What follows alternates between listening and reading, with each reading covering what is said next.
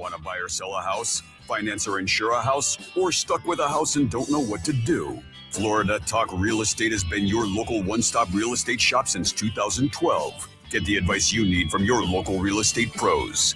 Here are your hosts, Jim DePola and Johnny C. live on Real Radio. Good Saturday morning. Welcome to another edition. Florida Talk Real Estate. We got you for the next 2 hours of infotainment. Thanks for being out there. 92.1, 101.7. Using the old terrestrial radio, old school. It's awesome. Thank you for choosing us on a Saturday morning. Maybe you have your free download, your iHeartRadio app. We're worldwide at that point, big time.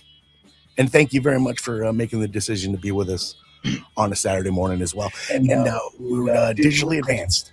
There's a lot of work that happens in here on a Saturday morning prior to the show, setting up cameras and lighting so that we can live stream for you. You can join us. A couple of sources.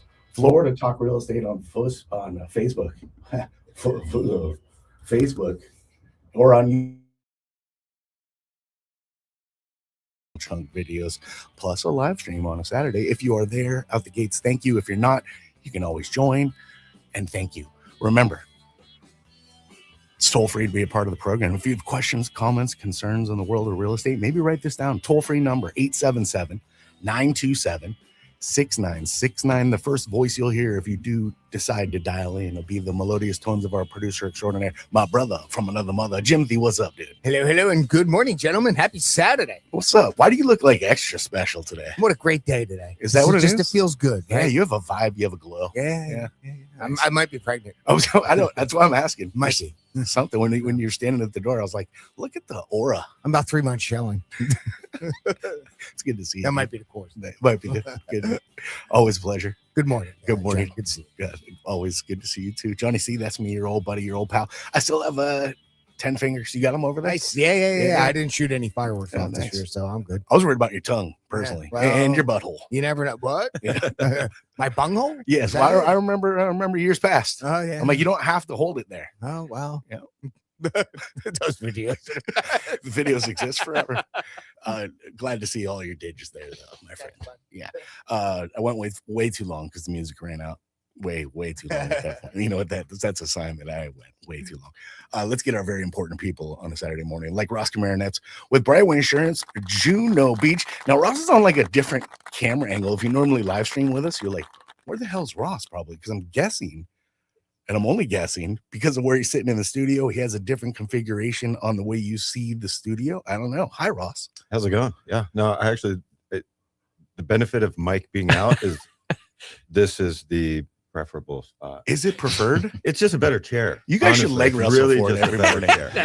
You guys should leg wrestle for it every morning. There's only 3 good chairs in this whole studio, and Jim's got one, you've got one, and then this is what's her name's chair? Franny's chair. Well, that's like the chair. Yeah, so yeah, you can totally have my chair. Thanks, Ross, anytime, for giving me the less than par chair. Oh, I mean, no. I just showed up and you were set up there. I wasn't going to say anything, so let them learn, right? Yeah, you'll figure it out. That's Figure it out. Right now, Chris Peterson over here, who's a pivotal cog, the cog piece as we've defined for the Florida Home Pros team.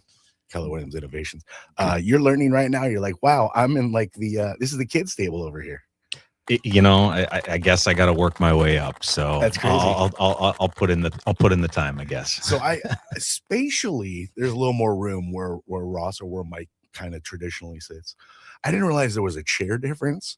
I don't know if there's a mic difference. But there is some space difference there, and I think leg wrestling in the morning would be appropriate, and we should stream that every time too.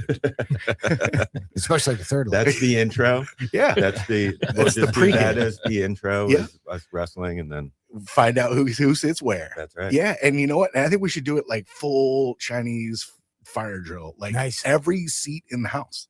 Every time I go to Office Depot or Staples, I contemplate buying a chair for this. Really? Yeah, that's sad. Oh man. Yeah. Well, says a lot about the chairs. I'll get in, I'll sit them, and then they're like cool, and then they just go ooh straight down. Yeah, why is there a plunger? Like on camera, I'm just going on an elevator, slowly going down. Yeah. Well, there might be one hiding in here somewhere. And again, you can use my chair. I promise. I totally have my chair. Like Chris, you can use my chair if you need it. No, I appreciate that. If you start sinking. Yeah, I'm good. Thanks for being here on a Saturday. Glad to be here. You still got 10 fingers? I still do. How's your bunghole? intact. Okay, good. Should be unplugged. Let's get to our fearless leader, who right now is going, oh, God, I don't know why. Every week we do Why do this. I bring Every this guy in? Still, 14 plus years now, I've been bringing this stupid kid into my radio show. Jimmy D, he runs a top producing Keller Williams team, the Florida Home Pros team, Keller Williams Innovation. I call him Jimmy D. It's Jim DePola. How you be, Jimmy D? Hey, I can't believe that you brought up the Bunghole? the bunghole, because I had a dream last night where we talked about how my weenus touched my bunghole. That's beautiful. Wow. Beautiful.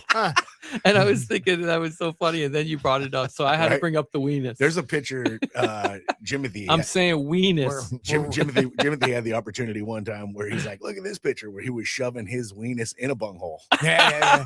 Mhm. Yep. Yeah. And then I tried to lick it, but you can't lick You can't lick your own weenus. Yeah, If you could, you probably wouldn't be here right now. I'd be in the movies. And that bunghole would be in trouble. And if you don't know what a weenus is, look it up, because I didn't know you until don't know what a Johnny told bunghole me. I is, had no look it up. idea. Yeah, Yeah, and really. bunghole too. Yeah. We could let you know. Yeah. Yeah. Mike is like our Claude, right? He's like our AI guy, because he answers all this stuff. He goes, I don't know if that's true. Let me look it up. Weenus is the best thing ever. It really is. Especially when you're like, oh, I'm playing with your weenus. Get behind somebody in line that you know, and you're like, playing with your weenus. Right in their ear as you're grabbing their elbow. And if it's not somebody you know, be careful. Well, be careful, but you might form a very long-term relationship, because if they turn around and be like, grab it harder, Mhm. That's how Johnny and I met. we just became BFFs, didn't we? Yeah. Yes, we did. And Ross, when we were in the Port St. Lucie studio, you weren't part of the team, I don't think, at that I point. was, Did you? yeah. You were in the Oh, Port. yeah. Yeah, we used to drive up there. Well, what we Yeah. used to talk about was the big chair. So today you're in the big chair, The big chair, right? The baby. big chair. Big chair, no Right. pressure. Yeah. Remember that? Yeah. Everybody wanted to sit in Dr. Yeah. Rich's chair, because Right. that was called the big chair. Just felt Of like- course. Felt a little more important. Yeah. So I think that we should start some kind of Festivus contest of who gets the big cheers every week. I vote And for then Leg you can Wrestling. see who won or lost by where they're sitting. Right. We don't even have to talk about it. True, Oh, we Jim don't- lost the Festivus thing today. So He's you not can- sitting in the big chair. We'll post it, like we'll live stream it, but we don't have to discuss We it, could live because stream, if you yeah. pay attention, you know exactly. Like, oh, well, yeah, looks like Johnny was the big L today. Maybe we should do the pool table thing, like where how We'll do it on. I the don't pool know what table. they call Sweet. it. That's sexy as hell. I was thinking more like because I'm tamer than you are. I was thinking more like when you start a pool game, a professional pool game, you take the cue ball and you hit it across the table, and if it gets in Closest back. the closest back, you win, Okay, and you start the break. so that's what we'll determine. Yeah, maybe that's how we'll determine. We'll draw. video Yeah. it before we All do right, it. I like it. Sweet. Hey, we This is got happening. a lot to talk about today. What so time do I have to be here for this so I can make sure? Yeah, I'm I on know, time? right? We're never going to be able to do Okay. this unless we start the show at like 9:10. That There you ain't go. happening. I actually thought today Chris showed up. Me and Jimmy were like, nobody's here yet. It was almost 8:40, right? And I'm like, oh man, Chris is getting too comfortable. He's just going to be strolling in 5 minutes before the show. He's been on like 3 times, right? And he's like, oh, I got this. I see how Johnny does it. Yeah. Like Johnny. Yeah, does, like okay? Johnny. Yeah. Johnny's been doing it 20 years, so he's allowed to do it. He'll just plop in and just be Johnny. So, but we can't do that.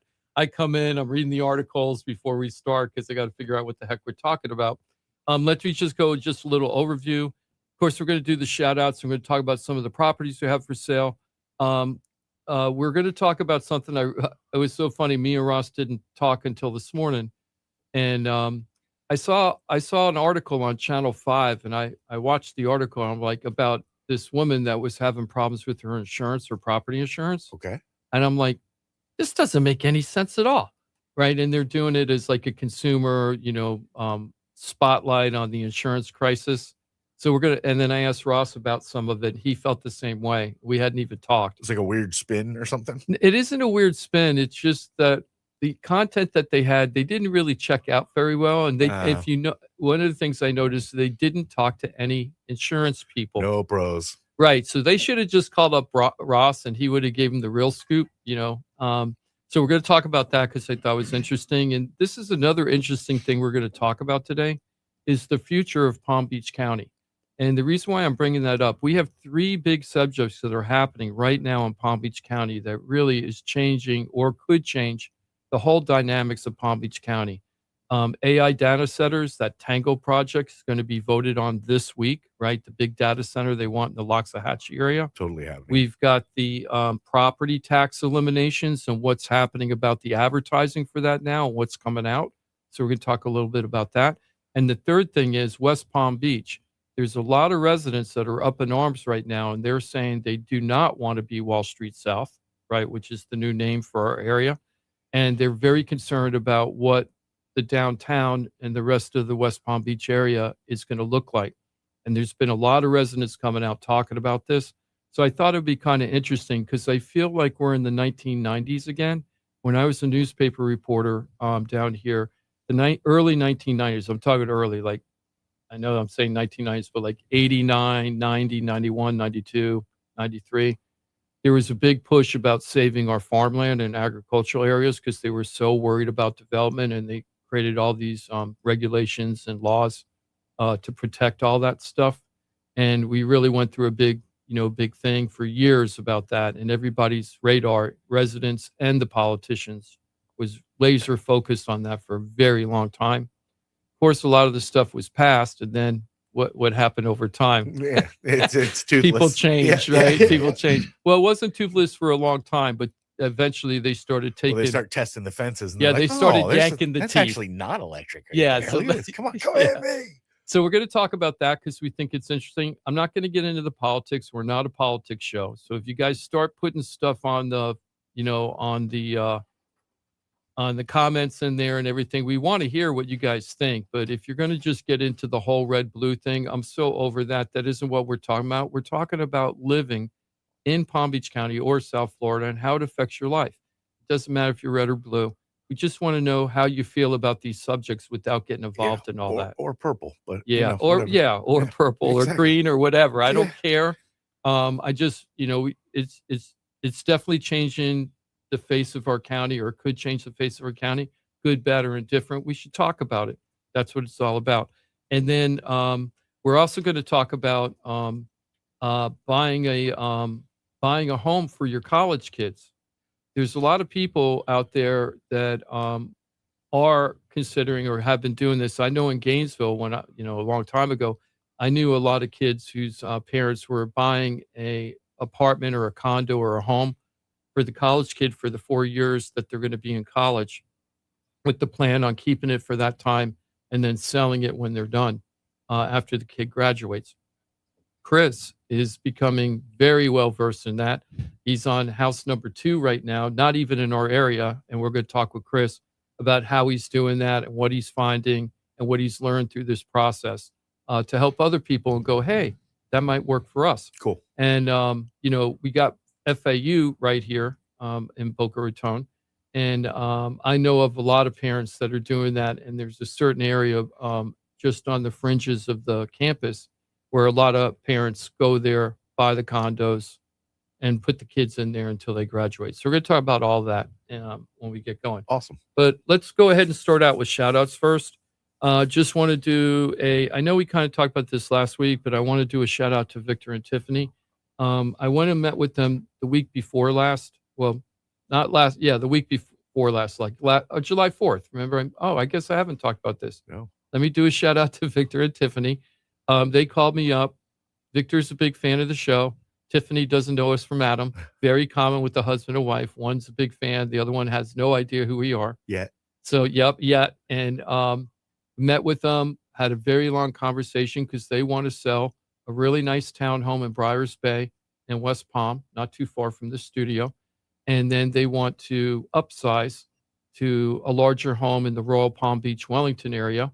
We've already got him over to Mike Rao from the mortgage firm. Mike is out today, but he'll be back next week. And Mike got them qualified for the loan and all set up and ready to go because they're going to be the typical seller buyer. They need the money from the sale of their home to buy the new home. Right. So we got to work this all out. Don't want to make anybody homeless That's in the process. Delicate dance. Delicate yes. dance, right? So we went over everything. And I asked Tiffany at one point, I said, hey, do you know anything about us? And she goes, no. And she was so honest with me. I really loved it. She said, yeah, I have a couple of friends that are selling or buying. And I told them that Victor's bringing over this guy from the radio show because they were saying, hey, use my realtor. And they were telling Tiffany, just because the guy's on the radio show doesn't mean he's any good, right? Which is true. That could be very true. Facts. So after we were done going over everything with Tiffany and Victor, I asked him, do you feel comfortable? And she said, absolutely. So I was really happy when we sat down and did everything. So really looking forward to working with them. And then we got your buddy Scott, Scott C, right? Yeah. And we got Scott over there. He's he's doing a painting contractor quote for them to see. I really think that in order to make the most money on the sale of their home, I don't normally do this, but in their situation, it'll probably be a good idea for them to paint the home on the inside. But that's it. I mean, and that's to me is a really big thing. I hardly ever ask anybody to put that kind of money into the home when they're selling it. They're going with green. Yeah, exactly. Well, thank God they have a good color selection. So their color of their walls, and I'm colorblind, so to me it's gray, but it may be gray. It might be light blue. I don't know. I'm colorblind, but it's the color that everybody likes right now. So the good thing is, and this is one of the reasons why I recommend painting it, is that they can keep the color so it won't be so bad where they're totally changing the color, which is a lot more involved because you're probably going to use a lot more primer and stuff like that. But here, I think they could just do one coat and be done. Right. Nice. And I gave them advice on what colors to paint the trim. I'm a big semi-gloss brilliant white guy, makes the walls pop. And Scott went out there and gave him a quote earlier this week, and hopefully that's all going to work out. So thank you, Victor and Tiffany, for trusting us, and really looking forward to helping you guys out. Also wanted to say thank you to Marissa and Tania. Tania is a neighbor for Marissa, and Marissa's kind of new here from New Jersey, and she's looking to buy a new home. She lives in a condo now that she inherited from her parents, but she wants to move out of that condo and find something else. Tania, her neighbor, who she's very close friends with, is a big fan of the show. I have no idea who Tania is, so I'm hoping Marissa's going to give me their number so I can thank her. And she said, you really got to call this radio show guy and see, what he can offer. Thank you and for see that. to do. So I really appreciate that. The referrals are lifeblood of this whole team's business. I mean, we all get help from those referrals, and that's what helps pay for this show and keep it going. Well, and we've been around 14 years. And I'm sure she feels great about the recommendation once the results are she felt very, very comfortable, I think, by the time we were done. So, Marissa, thank you so much. I'm looking forward to working with you. And Tania, thank you for referring me out. Yeah, thank you. Another referral I got, there was a guy named Daryl. We talked about this last week. Sure. And he introduced me to Loretta, and she's been debating right now. It's been a very long journey for her. She lost her husband unexpectedly. She's a senior, so now she's by herself in a big house. She didn't know if she needs to sell or not sell. She really liked to sell. We went over, I think I've been over her house twice now to go over everything with her because it's a very serious situation when you're dealing with seniors. You don't want to make a mistake because their money is very set and they're like very set income dependent, if you will. So you have to be very careful. We went through a bunch of scenarios of her options, including not selling the house because I'm not there to try to do something for you. I'm trying to figure out the best need for you. Very good conversations. I think this week she decided after thinking about it that she's going to go ahead and sell the home and then go find some other place. And I'm going to help her with that. And thank you, Daryl. I also need to find Daryl's information through Loretta. He lives in Port St. Lucie. She lives in Boynton Beach. But he was like, you got to call that radio show guy. He might be able to give you the advice that you need. So I really, really appreciate it. That's great. And also want to do a shout out to Jimmy D. Jimmy D bought a home yesterday. So I wanted to say thank you to Ross and Mike and Trident and Title for all the help you did getting me through this. Hey, congrats. Yeah, thank you. Nice. Thank you. It was yes, thank you very much. I'm glad you made a good choice too. You found a good team. Yeah, I found a good team. Yeah. It was really good. It was a really good gut check and reminder about what it's like being a buyer. I haven't done it in so long. The last time I bought a house before this was 2015, I think, maybe early 2016. So it's been a little bit. Things have changed a bit. Well, it isn't so much a change. I just didn't remember the process that you had to go through. The emotions, the gut, all of it. Yeah, all of it. And I did. Oh, and I also have to thank Jarrett Perry from Perry CPA, because I wouldn't have been able to do this without him also. Of course. What happened was I'm self-employed, and this property popped up. It was exactly the kind of property I wanted. It was roughly, 8% to 10% below what other people are paying for this unit in this community. It was really too good of a opportunity to pass up, but I really wasn't 100% ready yet. Hadn't filed my taxes. I had an extension. Couldn't do anything with Mike until the taxes were filed. We had to make sure that we did all that like super fast. Thank you, Jared. He really, really stepped up to it because he's super busy, but he made the time for me. He's a rock star. And then him and Mike had lots and lots of conversations, and I heard there was at least one argument about how to do it. So that all worked out. Ross was great with the insurance. Mike had to do all kinds of letters to the underwriter. I must have been at the underwriter 4 or 5 times to get the deal done. I wasn't even sure the day before we were closing. Well, self-employed. If we were going to close. Self-employed. No taxes filed. Weird. Yeah. I mean, that's all. There's a lot going on there. It was a lot. So this just proves, though, that if you're self-employed, right, you got to have a team that understands how to work through all those things. And so if you're a self-employed person, don't just go to any mortgage broker, and just say, I'm going to make this happen. And if you don't have a realtor that understands self-employment and what it means to get the financing, you're doing it wrong. You are. You're really doing it wrong. Yeah. So just wanted to say thank you to everybody for me too. Awesome. I really appreciate it. And did you close? Yeah, we Was it closed done? yesterday. You I'm got keys done. and I'm everything? getting the moving company. Yeah, I got the keys Did in you my make pocket. a video for the website? No, I didn't do anything yet. Hey, Jimmy D. Here's your Yeah, new I keys. know, right? I haven't yet. The moving company is coming on Sunday. It's Bald Eagle Moving. They were here last year. We had them a little showcase of their moving company. Actually, Bald Eagle Moving is the most reputable moving company that we've had on this show. We've had 4. The other ones aren't here for a reason. I'm not going to get into that. Right. But Bald Eagle Moving, the prices have been very reasonable. They show up on time. They do what they say. Got a great staff. When they moved my stuff out of my rental property, because I went into transition housing for a little while, when they moved my stuff into the storage center before I bought this property, that the group of guys that were there working on, getting everything done, they really cared. Really great company. So if you need good moving company, give me a call. Excellent. I'll get you over to them. Thank you so much. I want to round out this segment. I know we only got a few minutes. I want to try to keep on time for the 9:30. Nice. And congrats again. That's awesome. Yeah, thank you. I'm really happy. I haven't owned a home since 2021. So it's been 5 years. It's been a long time, very overdue. Yeah. It was kind of hard leaving the beach. What I did is I got very sick. I wasn't sure if I was going to make it. So I decided I'm living on the beach in case something happens. I want to say that or feel that I have lived on the beach. Ended up being almost 5 years. It was awesome. It was awesome, but I was a renter, right? Yeah. And I moved like 4 times because to get the best rent deal and everything. And I'm a little bit of a nomad anyway. I got a little bit of nomadness in me. And although you did have that one, it wasn't all rosy because you did have that one spot where like the garage got like flooded and screwed up your. Oh no, I was parking on the outside of the house because they didn't have on the outside of the parking line. They didn't have a garage, and then all the salt water were right on the ocean. When I say ocean, I was staring at ocean and palm trees. Yeah.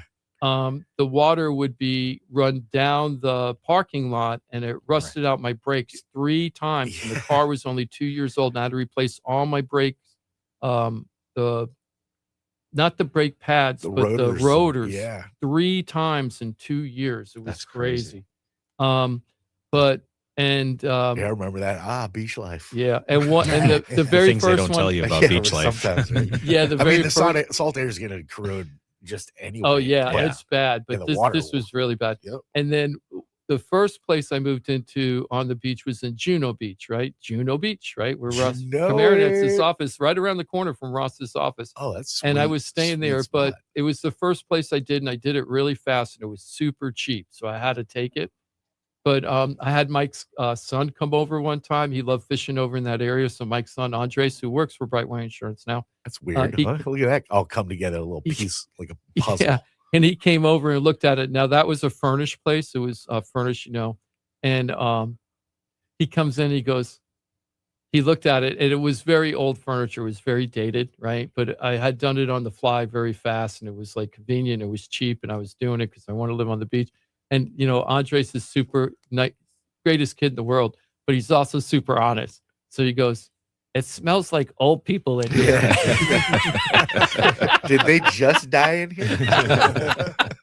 So I had a journey of the whole Juno Beach, Riviera, Singer Island, Juno Beach, Jupiter. Really great thing. I'm really glad I had that experience. Also learned I do not want to buy condos on the beach with the older properties. The last place I was in Jupiter, the people had to pay $90,000 assessments. They had already paid $30,000 assessments 2 years earlier. And their HO, the taxes are over $1,000 a month, and the HOA fee was $1,000 a month. And it's you wonder how long that HOA kicked the can down the road, though. Like that's painful, but you're like, yeah, but how lean and beautiful was it for you in the years leading up? But I gotta tell you, very true. I don't want to hear it when you're like, oh, it's beautiful. We don't spend any money. Well, like, I gotta tell you, though, 10 years later, you're gonna pay the piper, and then you're gonna be bitching, and I don't want to hear it. It evens out if you've been paying it the whole way. It is true, but I gotta tell you, they kept up that place. There's other places. I know this one community that's just eaten alive by termites, and it's because of that exact reason. Yeah. This community, they did a really, I'm not mocking. the place was always very well kept. The problem is the building is, I don't want to say past its useful life, but it's 60 years old, and it's on the beach. And the cement, the concrete is just shot. So, there was a lot of deferred maintenance. Sounds like New York. Sounds like Manhattan. I know, right? I know. I heard that guy, probably most of the nation. Heard that builder or that owner has a $300 million lawsuit in another building that has a similar problem in New York. Yeah, so this isn't like the first time that's happened over there with that company. That sounds. There might be some. Maybe a little consistency there. Yeah, a little bit of a pattern. That feels like a pattern. I want to just also to round this out. I want to go over some of the properties you have for sale and some of them coming up. Let me go. I'm just opening up the MLS. Always remember FloridaTalkRealEstate.com. We've talked about a team of pros, and it doesn't matter if you're looking to buy a home, sell a home, you're stuck with your home, you don't know what to do. If you have something very important that touches the world of real estate, or something that you're like, you know what, I just want to check on that. It's simple. FloridaTalkRealEstate.com. It's free too. Find out what you need, and then find out if this is the team that you need to be with. You'll find that out very quickly. We always tell you to vet away. Do that. Do the interview process. You want to make sure you want to feel comfortable, but I'm pushing the direction that I'm pushing you in because we've been doing this radio show for a long time. I'm here. Jimothy's here every Saturday for one reason. We're not in the real estate world. But we come to make radio with them because we believe in what they do. We use this team for everything we've done, buying home, selling home, everything in between. And we encourage you to do the same. FloridaTalkRealEstate.com. Know it, use it, love it, share it on Facebook, on YouTube. Share and like. You can change lives, including your very own, with the pros of FloridaTalkRealEstate.com. Jimmy D knows he just bought a home. He changed his life with the pros. And one thing I want to say that before we go into the properties real quick. Everybody that's talking that it's a bad time to buy or, this isn't the time, I'm waiting. I do this for a living. I bought now. Why did I buy now? It wasn't just because I felt like buying. I wanted to buy, but also I'm really concerned that the interest rates are not going to go down, that they're going to go up. I'm hearing a lot of people like a lot of those real estate gurus on YouTube and everything. They're like, this is going to be the best real estate market ever. And what they're betting on, a large part of it, is that interest rates are going to drop dramatically. I don't see it. The numbers aren't there. It doesn't make sense if they drop those interest rates the way that they're talking, like super low drops, not just like half a point we're talking. They're talking 1.5, 2 points. It just isn't going to happen, guys. There's nothing behind the scenes that I can see that's going to make that happen. And right now, we're in a very stable market for interest rates. The interest rates have been hovering between 6 and 6.5% now for 18 months, 15 to 18 months.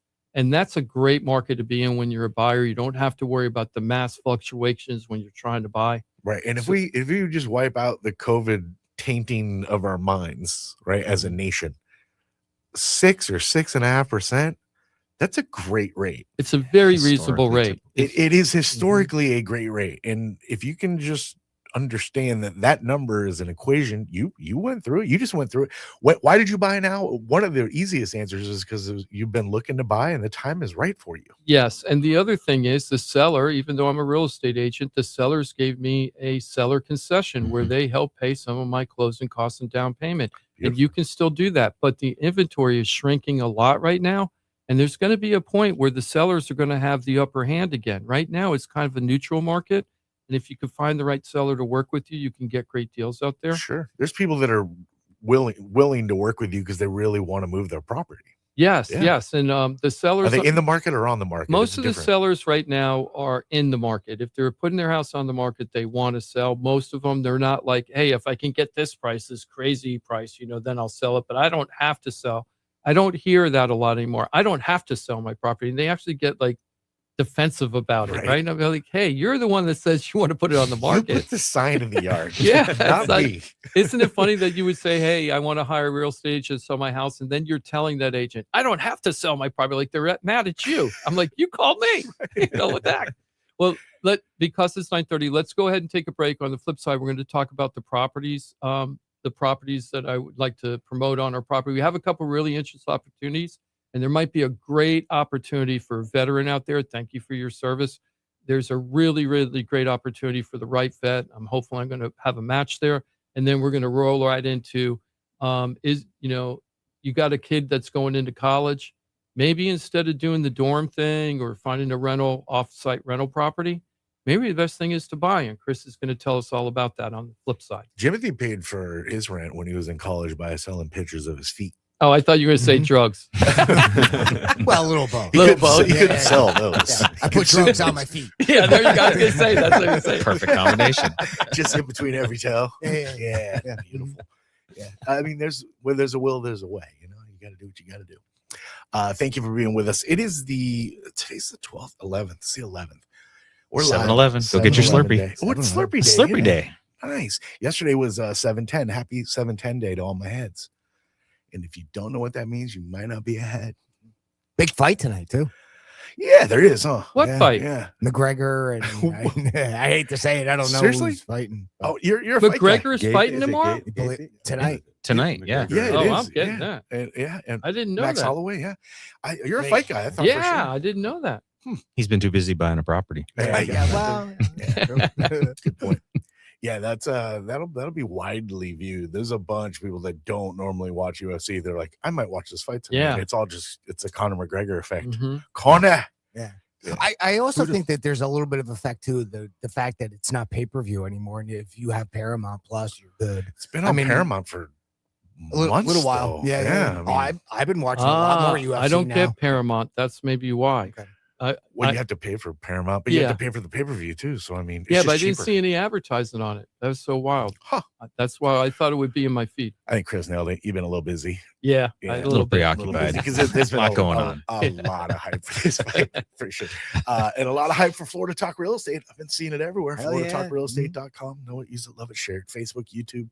Again, share away. If you're looking to buy a home, sell a home, stuck with a home, and don't know what to do, fret no more. FloridaTalkRealEstate.com. There's even a hotline. You can call it. Does it still exist, Jimmy D? Sure does. All right, kid. 888-973-7828. You'll find it at FloridaTalkRealEstate.com. But if you like to pick up a phone, talk to a live body, dial it up. You can do that 24 hours a day, 7 days a week. We're back in 4 minutes. Thank you very much for being with us every Saturday. Florida Talk Real Estate right here, Real Radio. Got something to say? I got something to say. Text us at 47142. Start your message with Real Radio. Standard data and message rates apply, and don't text while driving.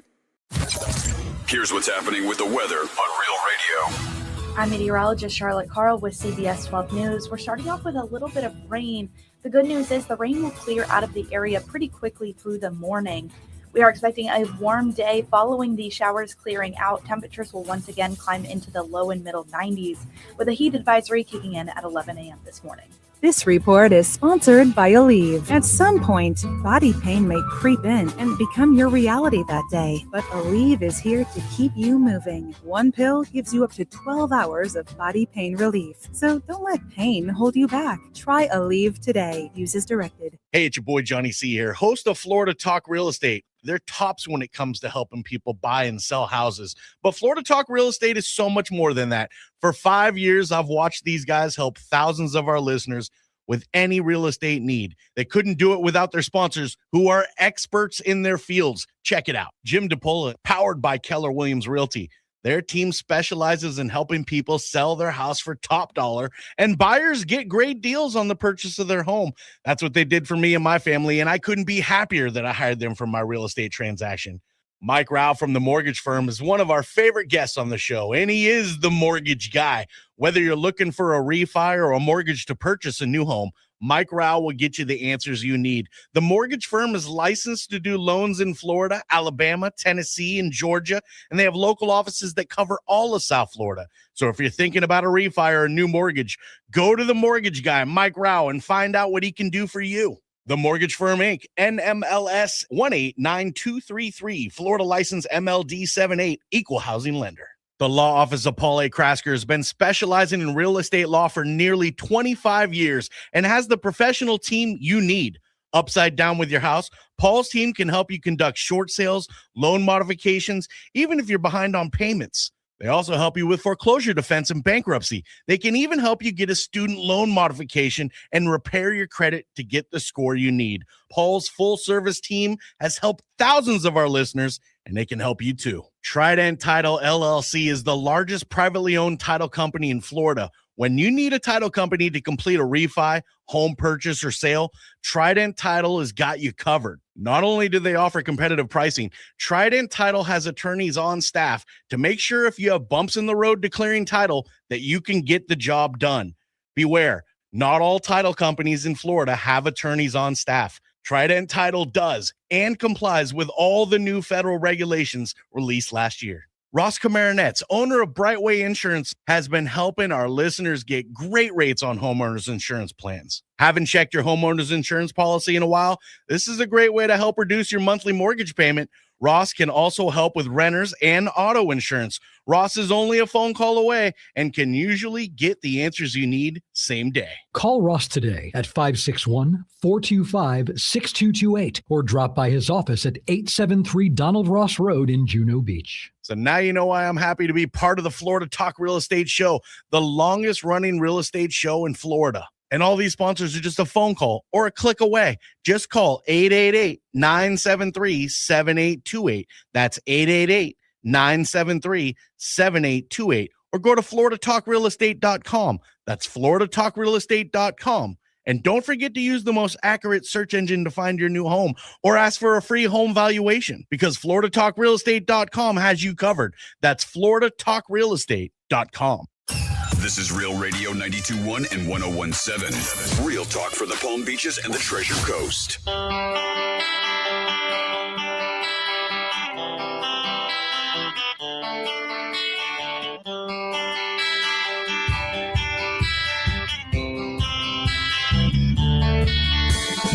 This is Florida Talk Real Estate with Jim DePola and Johnny C. Got a question for the show?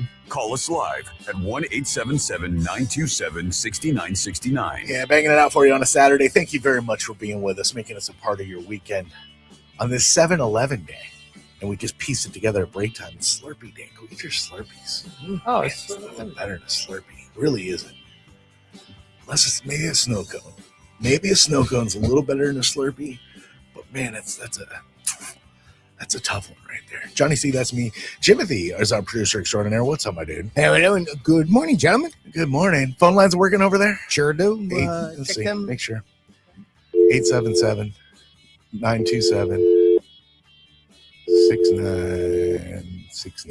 At least 3 lines that work. All right, they're good. That's free. Jimmy D's picking up the bill on that one right there. So if Thanks, you got Jim. Thank you You're very much. welcome. Questions, comments, concerns in the world of real estate, want to be a part of the conversation at hand, you're more than welcome. Don't be shy. Of course, if you're not comfortable on the radio, always remember floridatalkrealestate.com. You get access to the entire team. Pros, like Ross Camarnetz with Brightwing Insurance, Juno Beach. What's up, Ross? Not a whole lot. Trying to enjoy this beautiful weekend that we're going to have, hopefully. I think so, right? Feels like it's going to be good.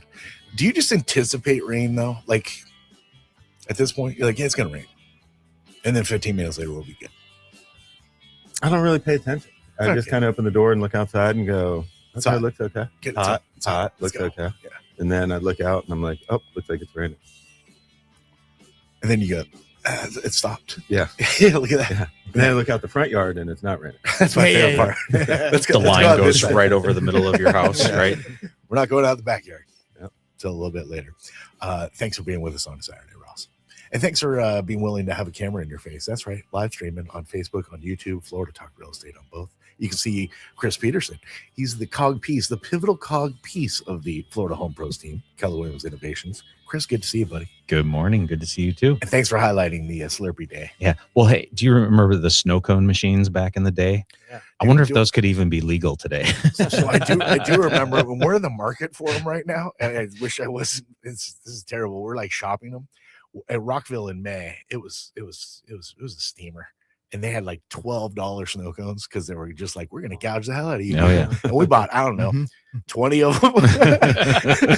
And You could have bought your own machine then. Bro, totally. And like since then, at Commons last night, we're like, ooh, snow cones. Like we're just full addict right now, which is why I was like, I don't know what's better. But I'm in the market. There's some really expensive ones, but man, they look fresh. I would love that on my counter. A cousin of mine has a restaurant, and he was telling us about at one of those big box stores that has stuff, and they have the slushy machine, and he makes it at the restaurant. He uses it for like frozen sangria, frosés, and stuff like that. He's like, you gotta get one. They're amazing. Okay, I'm gotta get. Yeah, they're not cheap, but put them next to each other and just do there you go. Yeah. Wow. Slurpee though, you getting one today?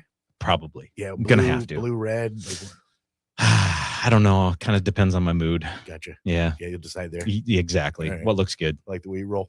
I wonder if Jimmy D's gonna Slurpee it up today. He's our fearless leader, running that team over there with the cog piece, the Florida Home Pros team. I haven't had one in a very long time, and I was trying to debate because my initial instinct was I'm a Slurpee guy, and I'm Coke Slurpee. If I'm gonna have a Slurpee, it got to be Coke. Nice. But I really do like the snow cones. The only problem I have with the snow cones is you got to keep putting the liquid into it because it starts, you eat a couple bites and then it kind of goes to the bottom.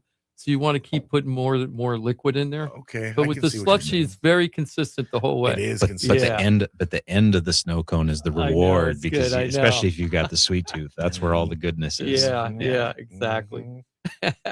Well, speaking about good things to buy, let me tell you about some of the properties we got today. Nice. Okay. The first one I want to talk about is one that's near and dear to my heart. There's Matt and Heather are selling a home, 6115 Nolia Court, Northwest Nolia Court. I'm giving you addresses so you go on the FloridaTalkRealEstate.com page and you can go see these properties, check them out. Thanks, Chris. Matt is a retired veteran, and he has a VA loan on his property, and it's only at I don't want to say the exact rate because I'm not exactly sure the exact rate, but it's under 3%. So it's a 2-point-something% loan that is assumable, and you don't have to be a vet to buy this. Wow. Right? You can get it if you're not a vet, but we would prefer a vet to buy it if we could, because Matt's going to be able to keep certain benefits to buy a new home later in the future when he wants to. If it goes to a vet. If it doesn't go to a vet and a regular person buys it, they still get that low interest rate. But then Matt won't be able to use his veterans benefits to buy a new home until that loan is paid off. So we'd really like a vet. So it's one of the funny things. I called up one of the Port St. Lucie. It's a beautiful 3-bedroom, 2-bath CBS home, 2-car garage, nearly a half acre. Got a huge grass backyard. The house has an open concept plan with a separate living room, separate dining room, and a separate family room. And then the family room and the kitchen overlooks the family room, so it's open and great views of the backyard. Really great neighborhood, no HOA. What's not to like? The roof's 2023. Perfect. I think the AC is 2021. It's just like turnkey ready to move in. So with this property, they owe $268,000. So if somebody were to come in, the property's being offered at 435. So if somebody has a big down payment, all they have to do, they can just come in and take over this loan, which will only be, 2.75 or 2.8% interest rate. It might even be lower than that. And have a super low interest rate as long as they have a big down payment. So what I decided to do, the property isn't moving as fast as I like. Now it's only been on the market, I think, like 2 weeks, 2.5 weeks or something.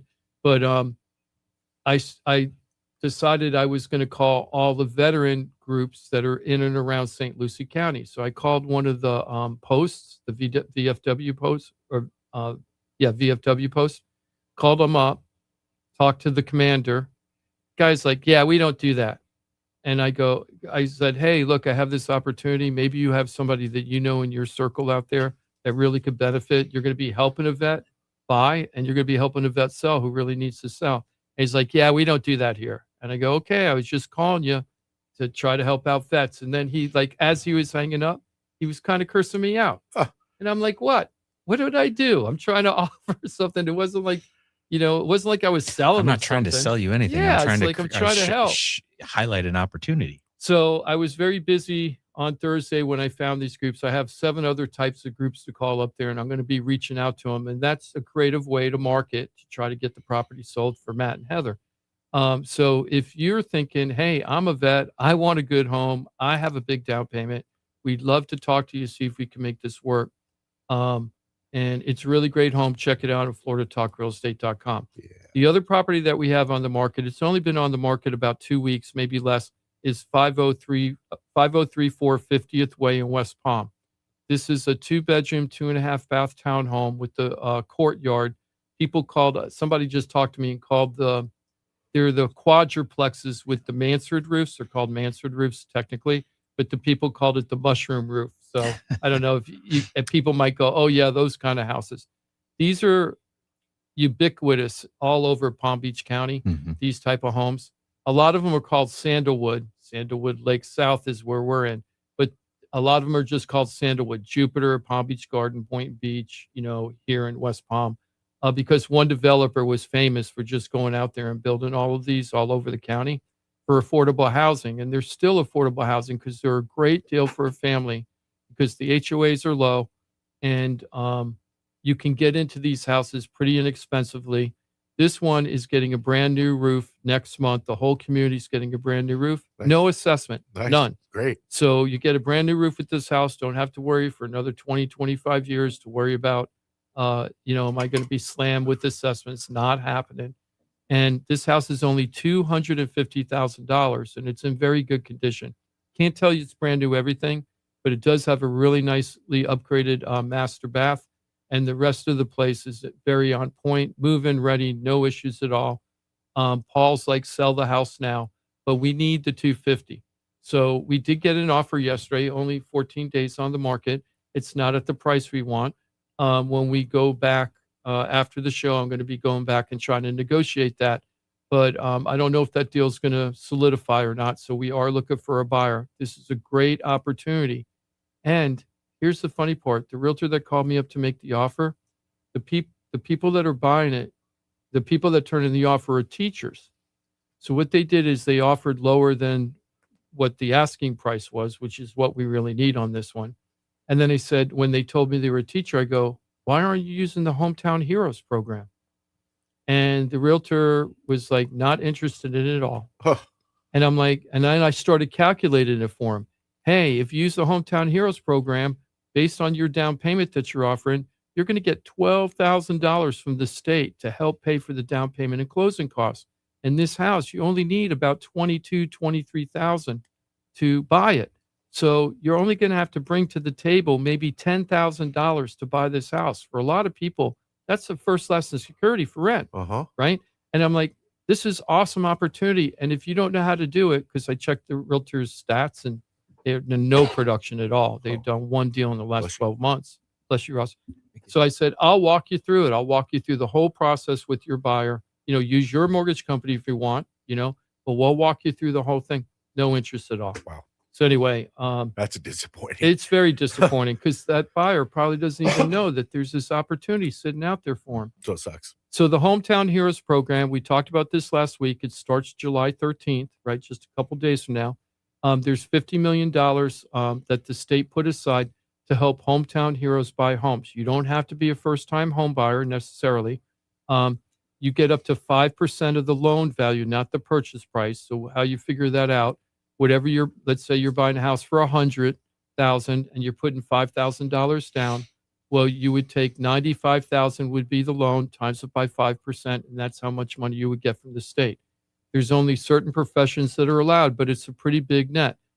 Police, firefighter, all government workers, sanitation workers, custodial workers. You don't have to be a special job in government. A lot of medical care, medical professionals, hospitals, hospital workers, nurses, of course, doctors, teachers, of course. All the public groups plus medical field. I think there's 90 professions or something that you're allowed to go in. Even chiropractic work counts for this program. So if you're thinking about buying a house, give us a call. We'll show you how to use the Hometown Heroes to get you into a home instead of renting. We love doing that for people. So please check out 503 450th Way. And we know this house is for sure $5,000 under market value, most probably. How do I know that? I sold 5033 just a few months ago. That's how I got this listing. And I sold that house and it appraised out at 255. So this house is very reasonably priced. And we did it that way because the seller needs to sell the house. So we're on the market, not in the market. And that's the price they want. That's the price they need. It's going to appraise. So we're not really going to negotiate on the price at all because we've already done that for them by pricing it correctly the first time. That's how you get a house sold when you need to sell it fast. The other couple properties we have 1245 Carlton Court on Hutchinson Island. In Fort Pierce. It's a really nice unit. It's in this great waterfront community. If you got a boat, you can rent docks over there. You can buy a dock over there when it's available. It's a really great seasonal property for inexpensive because it's only $195,000. The HOA is very low. They've already done all the concrete restoration and all that's been paid for. So you pay $195,000 and you're in the property. If you want to find out more about that, give me a call. If you're looking for that waterfront lifestyle on a budget, this is a really great opportunity. And I love that island. Every time I talked about this all the time, every time I drove over there, I feel like I'm on a little tiny couple-hour Florida vacation. And I don't get to hit the restaurants because it's so busy. And I see all these restaurants and my mouth starts watering. Oh, I want to go to that seafood restaurant. I want to go to this seafood restaurant. I don't get to go there all the time. Because sometimes they're not even open when I get up there because I'm going in the morning. But really great lifestyle and lots of fun people to meet over there. You're a social butterfly, plenty of things to do social butterfly. Oh, yeah, for sure. You could definitely do that. Fond memories on that island. Yeah, that's a great opportunity. The last thing I wanted to bring up is 9700 Southwest Connors Highway. This is a very unique property. It used to be in the 1950s a very popular mom and pop restaurant, and it had an 8-person hotel, motel, Holiday Inn. Yeah, and and it also has an adjacent property that we're selling together. That's 3 residential properties. So if you bought this whole thing, you could keep the commercial property and maybe build 3 houses on there and sell them as spec homes, or you could just sell the land for those 3 residential properties to make the money back on the total purchase. We're selling both the residential land, the hotel, and the restaurant for $500,000. Just give us a call. So if you've got a hankering for that, that would be a really good one. Timothy, I'm telling you, man, this is all us, dude. It's all us. And there's and it's right next door to the famous historic J&S Fish Camp, and they got a public boat ramp directly next to this property, and that boat ramp is a football field away from the channel lock to get into Lake Okeechobee. So if you love bass fishing, this is the place to go. Or you got an airboat or something, this is the place to go. Really good opportunity. Now the hotel and the restaurant need everything. It's a gut job for sure. but it's a really good opportunity. You could even tear down the buildings if you wanted to, and then turn it into a different type of commercial property if you wanted. So if you're interested in that, $500,000. If you're interested in that, give us a call. We also have a couple other properties coming up soon. We have that townhome that Victor and Tiffany are going to be putting on the market very soon. It's a 3-bedroom, 2.5-bath townhome. It's 2,000 square feet under air. We're structuring the deal so that the owner is responsible for the roof. If that happens, the sellers are going to take on that responsibility. So you don't have to worry about any assessments on this property, and you're going to have a brand new roof possibly on this property. We're going to work out all the details later, but if you're looking for something like that, it's an awesome opportunity with a great school system. We also have a property coming up probably in Aberdeen. Aberdeen is a very well-known Boynton Beach retirement community where I think it has 3 golf courses and 5 restaurants, and it's membership equity only. You have to pay $90,500 to be part of the membership. It's a gated villa. This property is a gated villa. Really nice villa, has views of the lake. That'll be coming up soon. We're probably going to be putting that unit, 2 bedrooms, 2 baths with a den, 1-car garage, Lakeview views. We're going to have that property on the market for under $300,000. That's going to be a really nice one. Yeah. And you'll have a good opportunity to buy it off season because usually a lot of the houses over there sell during the season. So get ahead of the curve and buy it before the season starts where you're competing with everybody else to buy a property. Right. Love to see you over there. Nice. We also have another property coming up in Stewart. Shauna and Scott. I met Scott when he was working on an air conditioning quote for one of the properties I was selling in downtown West Palm. And he told me that he had an estate property that he was struggling with because of the legal problems with the estate, and it was in foreclosure. And the bank wouldn't let him make the payments because he wasn't the person that lived there. So it was in foreclosure. I gave him some advice. They got out of the foreclosure, or at least stopped it for right now.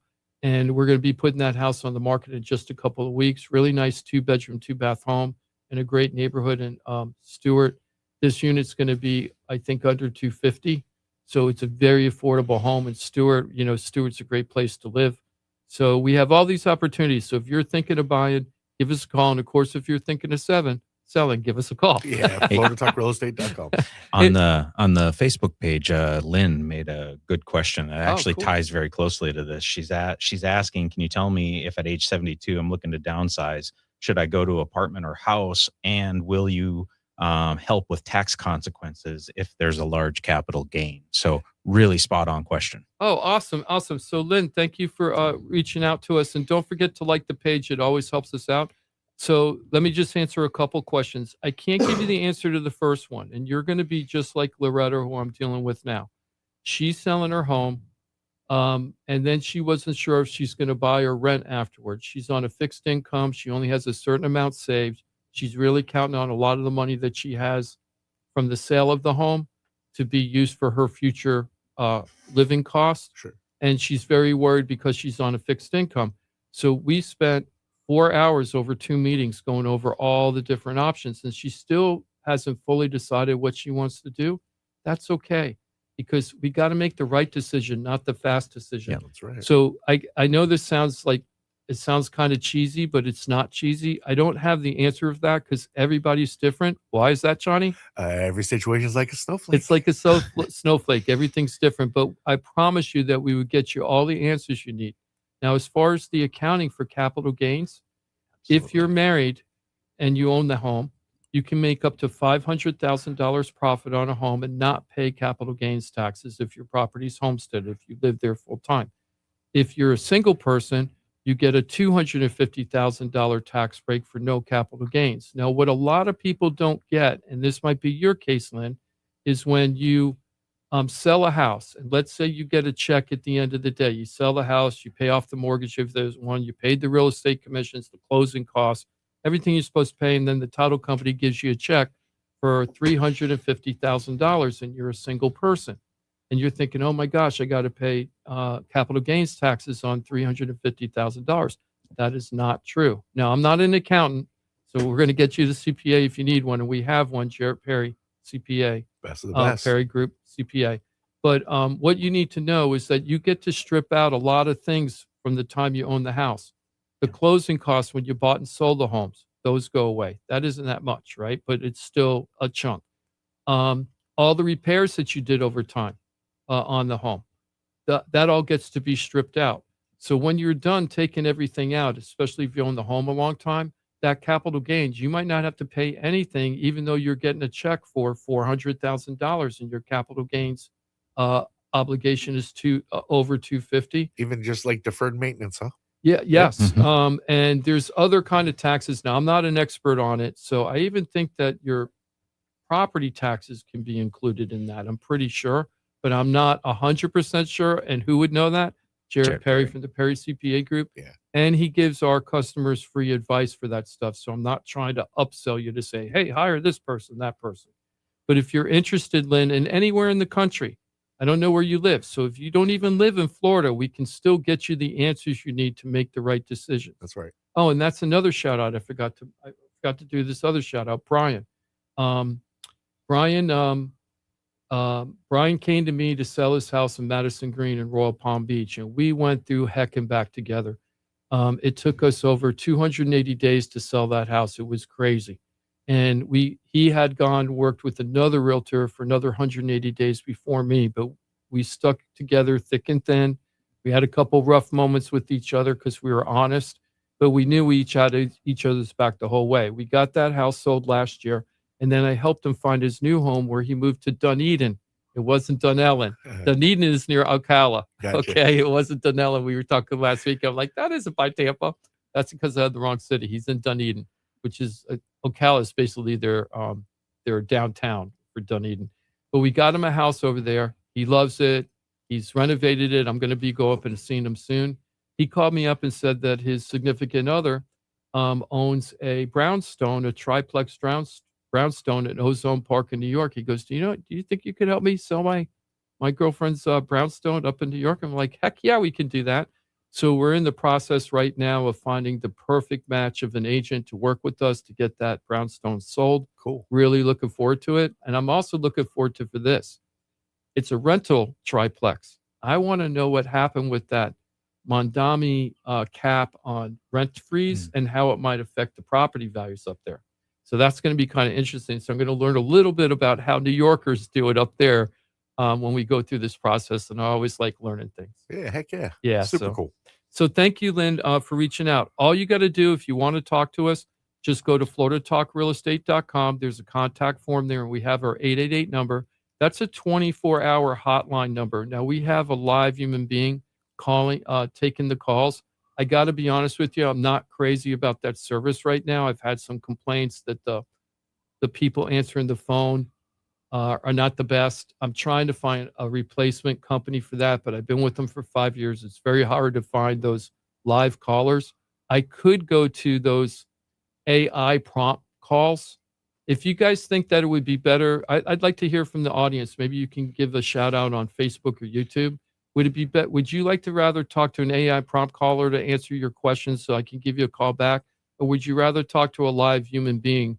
They're not going to be able to answer any of your questions. They're just an operator taking the calls so that I can call you back right away. And yes, I will be the one calling you. So really, what's the difference then at that point if they can't answer any questions? Yeah, they're not going to be able to help you other than ask. I have a list of questions they're supposed to ask so that we can know what they're calling about. Right. But they can get that through AI too. Sure. I just don't like the whole AI thing all the time. I'm not I like AI for a lot of things. Don't get me wrong, but I'm not crazy about person-to-person customer contact AI stuff. Totally get it. AI is not customer service. Yeah, it's not customer service friendly. So let me know.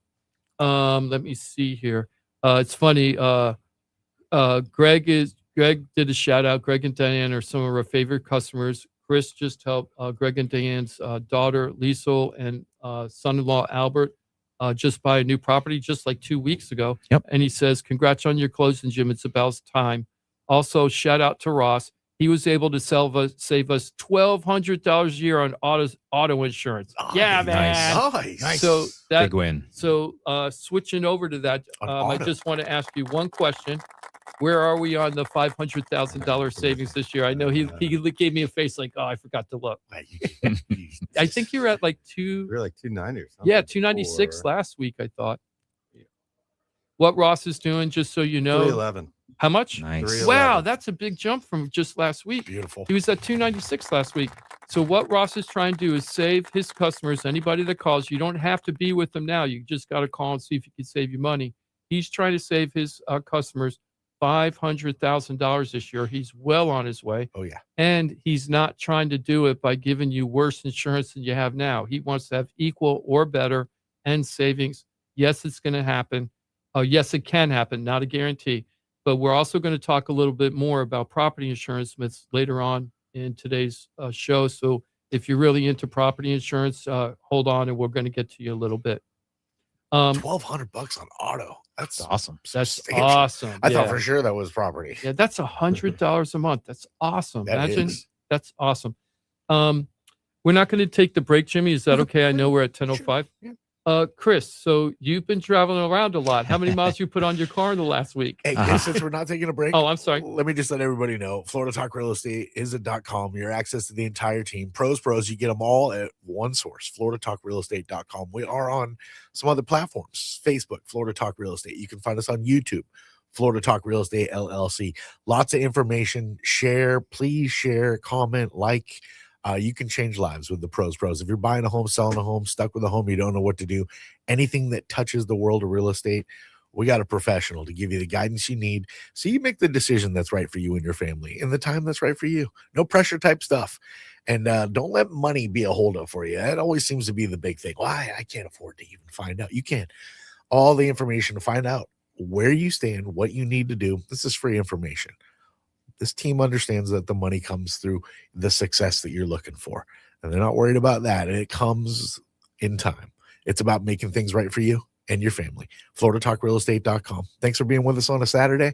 We'll be back in 4 seconds. I was going to say, what's he doing? And then I heard it's like, no, we're not. So what happened with Chris? You drove a bunch of miles? What? Yeah. So Chris, you put a lot of miles on your car this past week or so. So what was going on? Tell me what you did and what you were trying to accomplish, and is it working? Yeah. So this is stems from actually a previous client a year ago. So I helped a client a year ago purchase a house up in Orlando for her kids that were attending UCF up there. Nice. And so I had a great experience there. But about 6 months ago, ran into a friend of that person and she's like, oh yeah, we're thinking about buying a place in Orlando for our son.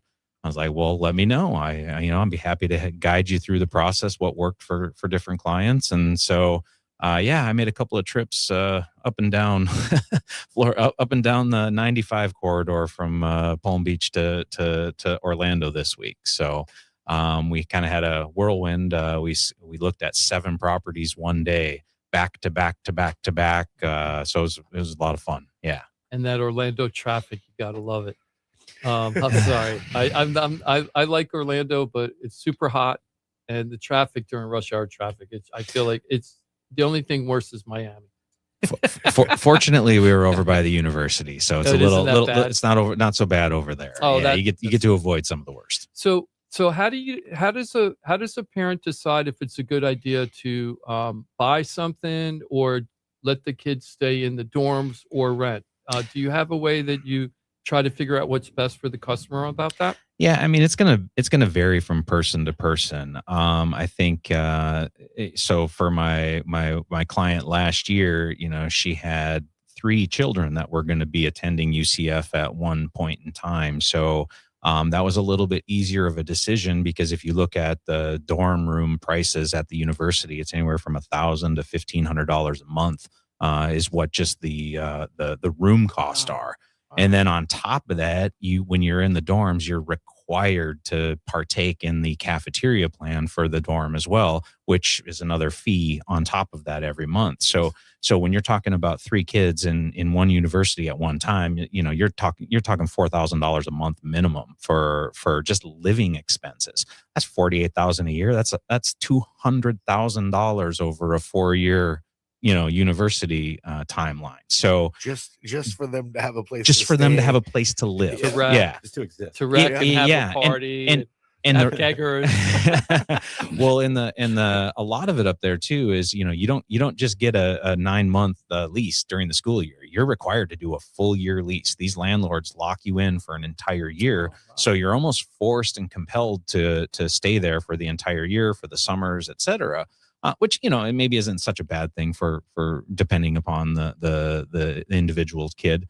So it has to make financial sense for everyone. I mean, if it's one student, maybe not, but my clients this week, they have a son that's attending UCF, and they have decided to purchase a property up there, and they're going to rent out the second room to another student. Nice. Right. So, so that allows them to, basically offset half of their mortgage by renting out the property. So they would still be paying roughly the same amount for the monthly, rent or the dorm fee for their son. But at the same time, they're building that equity and building a large, creating more generational wealth for them. And plus, if their son decides to stay there in Orlando, he's already set up with a home that he's been in for a few years, and so it just gives them that added flexibility moving forward. That's right. And then when you're finding the property, tell me some of the features or things you're looking for the right property for a college student to pick. You're not just picking any area, any type of place, right? Yeah, no, I mean, Indoor jacuzzi, strip poles. So it's really the primary objective is always proximity to the university. One of the interesting things, though, a lot of the properties like immediately close to the university are apartment complexes, so you can't buy a unit in those buildings. But there are pockets of different communities that have either a condominium community or a townhome community. And actually a little bit west and north of the university, there's actually a lot of fantastic single family homes that are all within 5 to at most 15 minutes away from the university. So if you've got a car and you're going on to campus, it gives you a little more flexibility, but there are several that are close enough. If you had an e-bike or a scooter, you could easily get onto campus in like 5 minutes. Nice. And then also you have to worry about, or not worry about, be concerned about like shopping and things like that, right? Yeah. So my clients this past week, there were 2 properties, and one was on the northeast side of the campus and the other was on the south side of the campus. The irony is that both properties were 2 bedrooms, 2.5 baths, almost the exact same square footage, almost the exact same HOA, almost the exact same tax situation. And when you walked into the properties, they literally looks like they were built by the same builder. So that was really just they loved both properties, but one was right in what they call the Waterford Lakes area. So it's a great shopping area, and every restaurant you can imagine is right there. So one of the properties was right across the street from that. The other one backed up to a nature preserve. So it's kind of like, what do you want, the nature preserve and the outdoor activities, or do you want the amenities of restaurants and everything immediately surrounding you? So we're, pursuing one of those properties at this moment right now. Look to try to get them under contract over the next day or so. That's awesome. Now, down here locally, we'll do it up in Orlando because Chris knows the area really well now. But FAU, this is a really good opportunity for parents whose kids are going to go to FAU. Nova Southeastern University is another really great opportunity. Of course, University of Miami down there. So I've seen, I haven't done one in a long time, but there's a whole bunch of condos. I don't know how many townhouses, but condos are all ringing around Florida Atlantic University. There was really, really good opportunities to do this. So if you're interested down here, we can point you in the right direction to the right communities, because not all of them will allow you to do rentals. That's correct. And they also might not allow you to sublet, right? To own it and then rent out a room. So how do you make sure that the community is going to be okay? Unless it's a single family home with no HOA, then you have no issue at all. Sure. Yeah. But other than local regulations, a lot of college towns, and I remember in Gainesville, they only allowed a certain amount of people in each unit, right? Because they didn't want to have, 10 kids renting 3 bedrooms out in one place. So you have to worry about the city regulations too. Yeah. So I think, the approach that I take is obviously every every homeowners association is going to have slightly different rules. So it's really about doing your due diligence. And that's what I do for my clients is I'm, filtering all these properties. And, when I started this search for the clients this week, there were 50 or 60 properties that we could have easily gone to. And, you kind of have to weed through it. And figure out which ones appear to be in the best location, the nicest condition, et cetera. So it's multiple hours of work just to prepare to show properties. And then it's the next step is okay. Because they don't live there either. We've got a finite amount of time. We don't have the luxury of going, any day or any hour that we want. So try to coordinate, as many property showings as possible into a short window of time. And like I said, this week we did 7 properties in about 4 hours, 5 hours. Mm-hmm. Wow. Now, the type of loan, is it going to be a DSCR loan that you're using? No, they're doing a conventional like second home type loan. But that, everyone's situation is going to be different. So a DSCR loan for some of the universities actually makes a ton of sense. And that's my client last year so she did end up doing a DSCR loan on that property because so she ended up finding a 4-bedroom, 2-bathroom house to be able to rent out. And it's literally 5 minutes away from campus. And it's a large, single family home with a pool and a hot tub. So those kids are benefiting immensely right now. Oh, I love their parents. Their parents, you better give your parents hugs and kisses. For Yeah, that exactly. What's a DSCR loan? Yeah, I was going to say, could you explain a DSCR loan? Yeah, so I apologize that the exact name of it. I don't remember it's it either. Discrete. So essentially, what it is it's an investor type loan. So it's a mortgage, but instead of going to a traditional bank, it's an investor pool of money.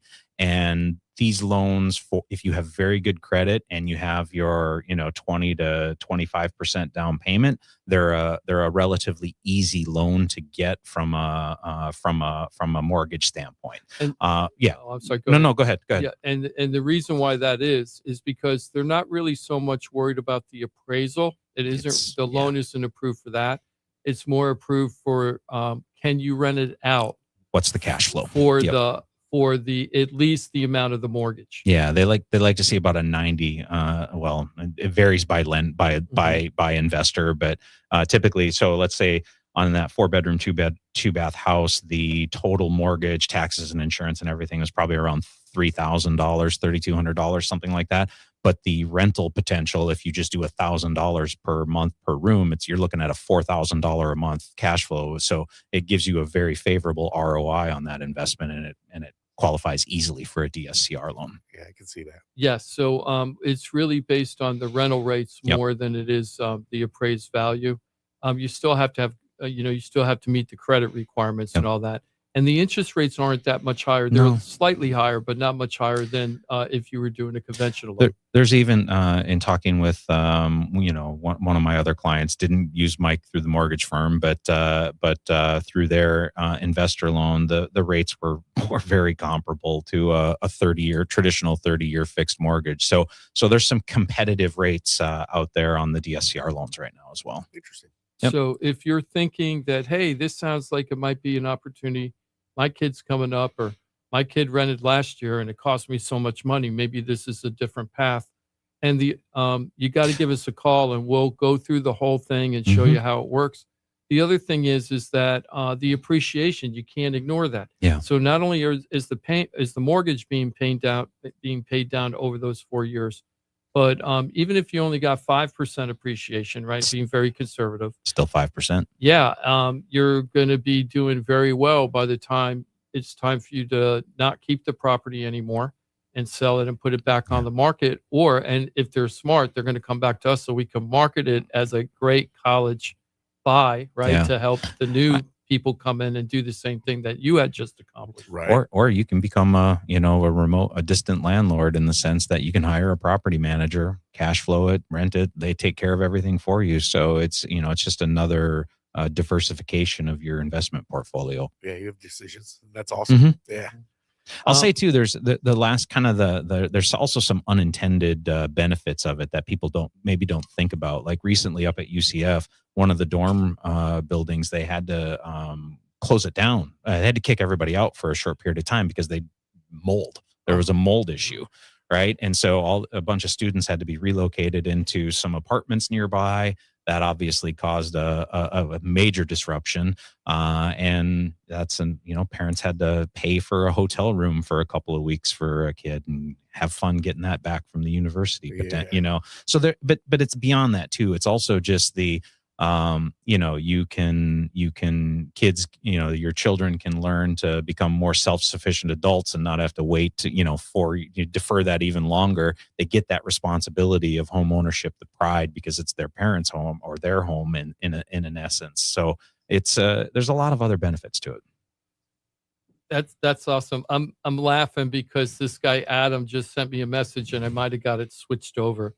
He's telling me that Dunedin is closer to Tampa and Dunellen is closer to Ocala, and he might be right because last week I was saying Dunellen, right? Wasn't I saying Dunellen? So Dunellen, you got to go. I can't believe we're still talking about this. There's a thing called a map. Dunellen's north of Spring Hill. Spring Hill's north of Tampa. Like you got to go north of Tampa to get Dunedin. to It's Dunedin is the one that's closer to Ocala. Everybody's screwing it up. I'm not having the time to look it up on the map. If I'm wrong, it's funny. If I'm right, Dunellen's close to Ocala. It's closer to Ocala Dunellen's close, than right? it is to Tampa. Yes, but it's just straight up. It's not by Tampa though. It's north of Tampa. You keep saying by Tampa. You got to go. Probably is it 100 miles north Dunedin of Tampa? or Dunellen? Dunellen. So Dunedin is by Ocala, right? Both of them are close to. Oh, okay. I'm totally confused. I have to look up Brian and find out where the heck. But if you're in Dunellen, go to the Rainbow Springs. Dunedin is. I helped him buy a property here, and I don't even know where the hell I helped him buy the property. Dunedin is just north of like Clearwater. Okay, let me look. I'm looking Just him up now because now it's driving me Dunellen crazy. is further north. Let me look. Yeah, let me look. But on the same kind of. He moved to Dunellen. So Dunellen is by Ocala. It's 15 minutes from Ocala. Dunellen is 15 minutes from Ocala. Dunedin is the one that's closer to Tampa. So I think I got it right today. I'm not sure, but Adam, thank you for correcting me. Even if I'm not right, even if was right, thank you for correcting me, and thanks for watching the show. And don't forget to like us on YouTube. Yes, thank you. Yes, thank you. And if you're in Dunellen, go down the Rainbow River. It's awesome. Yeah, it is. It's awesome. Okay, we're going to switch over to property insurance myths because I saw this thing on Channel 5, and I'm not trying to pick on Channel 5, but I am a little bit, okay? Everybody knows that Matt Cesney guy or something. He's been around Channel 5 forever. He's like kind of a consumer rights advocate, used to do investigations for them, may still do it. He's been around forever, right? Okay. He was around when I was around back in the day when I was a journalist down here. I've probably seen him. I just can't picture him. So they had this lady in Vero, and she was very, very upset. And I feel bad for the lady. So when I'm talking about this, I'm not making a comment about the person or her situation. I'm just trying to make sure that people understand what's really happening in the insurance market, because there's a lot of people that are still saying that we're in the insurance crisis and everything else, and it's really flattened out a lot, and it's getting better every week.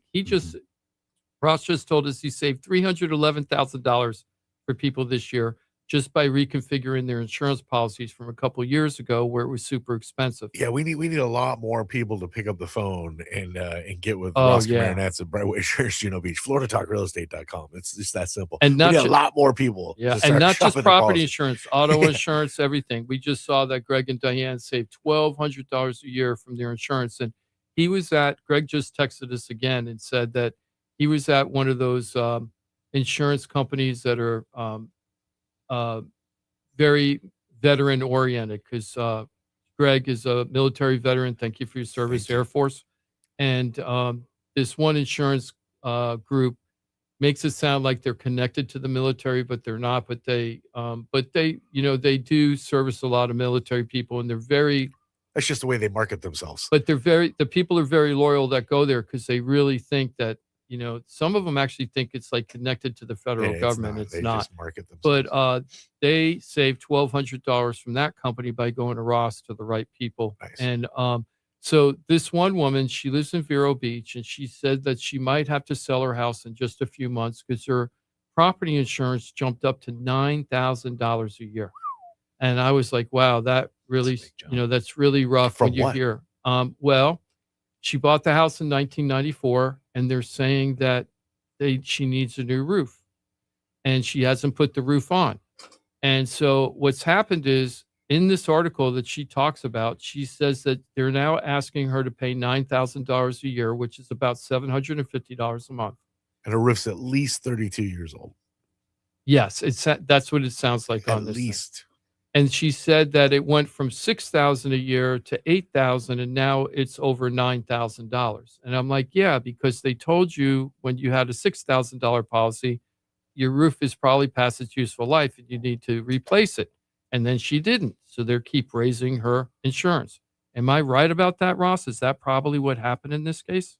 I mean, if you've never replaced your roof, your premium's going to be high. Right. And from wouldn't it go up each 1992. year? Wouldn't it go up each year if you don't replace it? It's Right, going to yeah. make it more. Mm-hmm.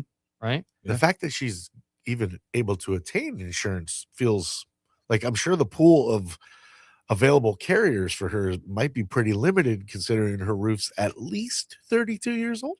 Yeah, I mean, that's why she's paying, that much, $9,000. There's only so many companies that are going to be willing to cover her, right? But Yeah. she's going to have some skin in that game.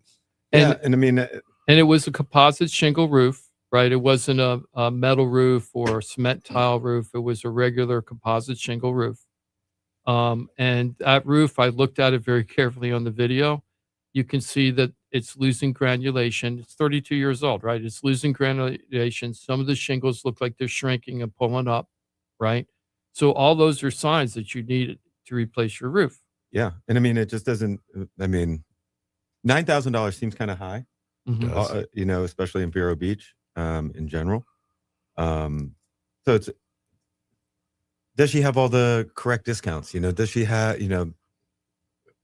she just needs to have somebody else look at her Yeah, policy. somebody really is looking, and Because just Matt looking should have at- called Ross. Looking in, reading the article, they're telling her that she has to put on hurricane shutters or impact windows. No, that isn't what she said in the Uh. article. That's what bothered me. In the article, she says that her insurance company is demanding that she puts impact windows on her house. And I'm like, what? I've never heard that the company tells you what type of hurricane protection you should put on. Hurricane, either panels, accordion shutters, or impact windows. Those are the three basic ones. No, I think if she replaces windows, she has to replace them with impact, though, right? Isn't that some code? I went through You this. just went through it. I don't I think went. so, I went right? through this a few years ago. So if you have accordion shutters on your house or panels, you're not required to put in impact windows. Now Okay. it varies by different counties are going to have different. Don't accept this as universally. I was living in Broward County at the time. I had hurricane I had all the accordion shutters on my house, and my window guy said I was not required to put in impact windows. I ended up doing the impact windows anyway, but I was not required to. But have you ever heard of an insurance No. company, Ross, telling you have to put on, either impact windows or you have to put shutters on? They don't make you. It's just that you don't get the discounts. Right. Right.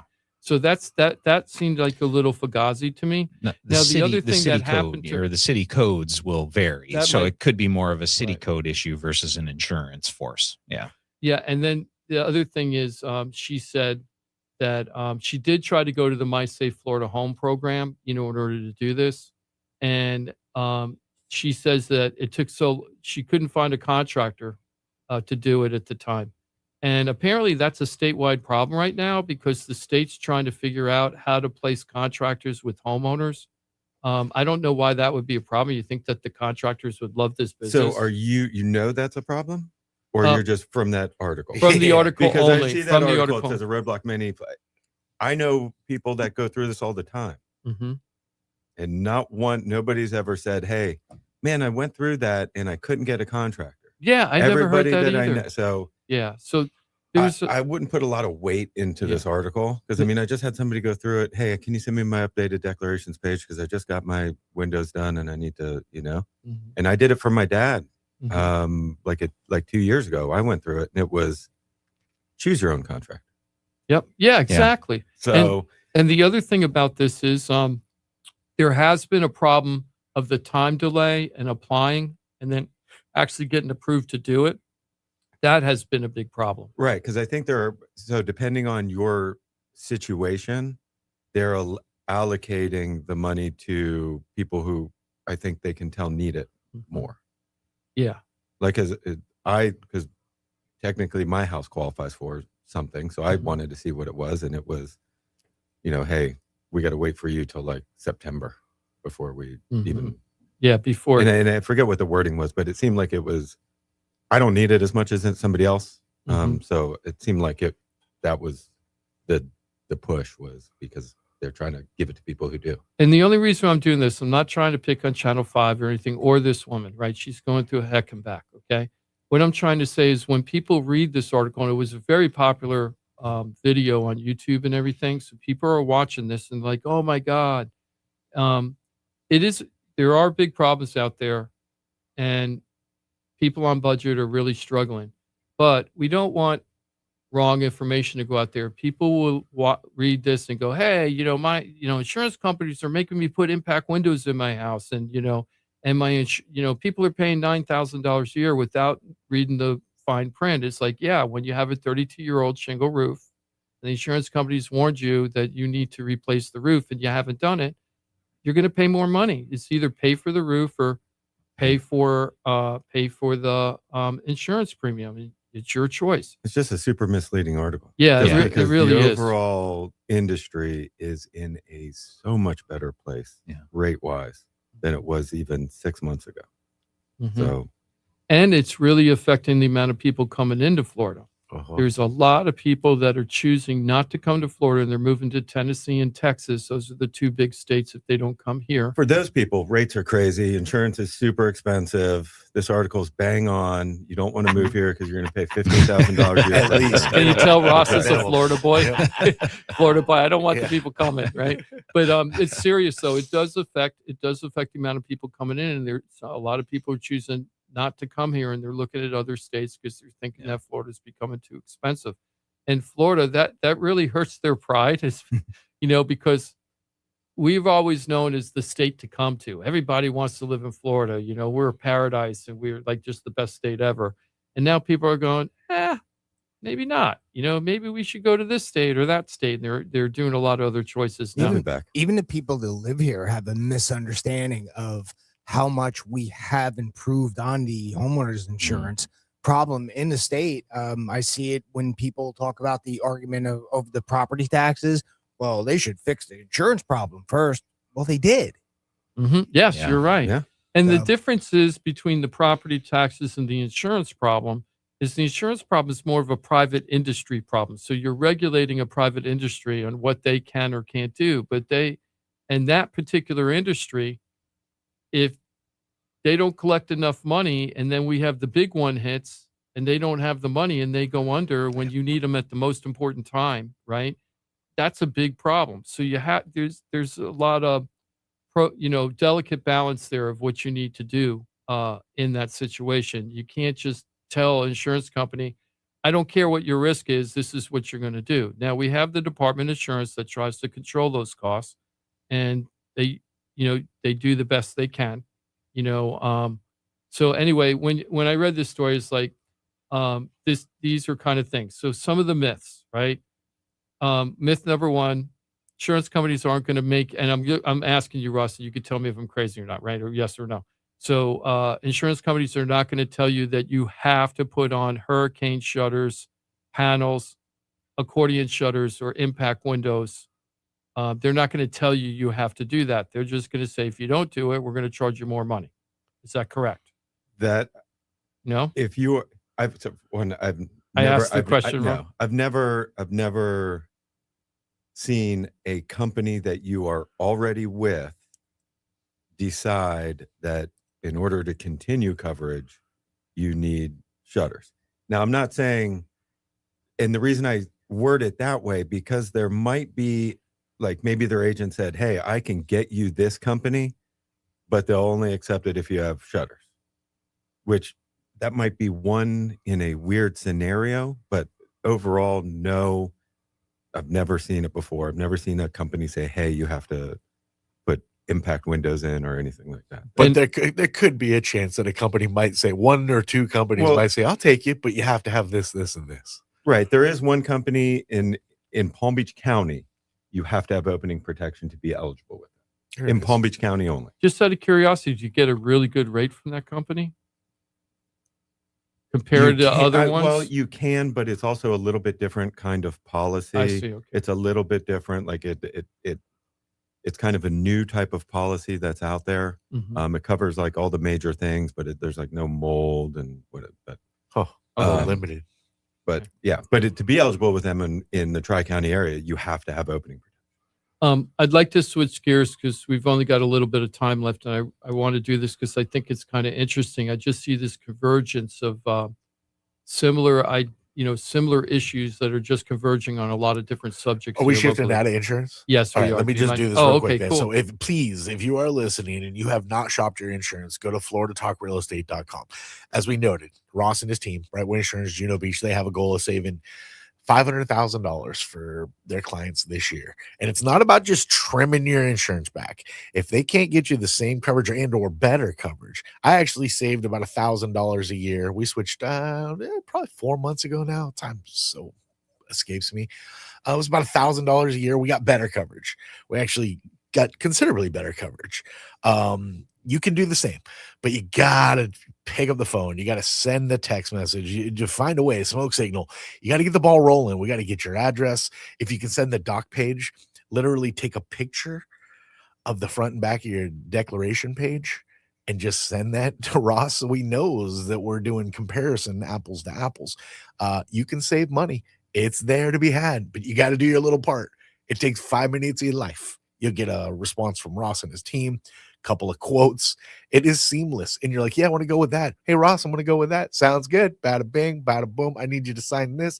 It's e-sign. Dang, ding, ding, dang, dang, dang. Next thing you know, package showing up in the mail. Here's your new insurance. Like, it's all the escrow works through. You get a check in the mail. It's really pretty simple. You have to be willing to put in a little bit of your time. Now, if you're one of those folks that like, hey, I don't have time. I'm on Facebook 12 hours a day. I'm going to give you 8 minutes. That's all you need is 8 minutes. 8 minutes? 8 minutes. That's beautiful. Hey, stopwatch. Hey, life is busy, but you can set the phone down. Get off the social for 8 minutes and save yourself a substantial Greg amount of money. Diane said $1,200 in 8 minutes.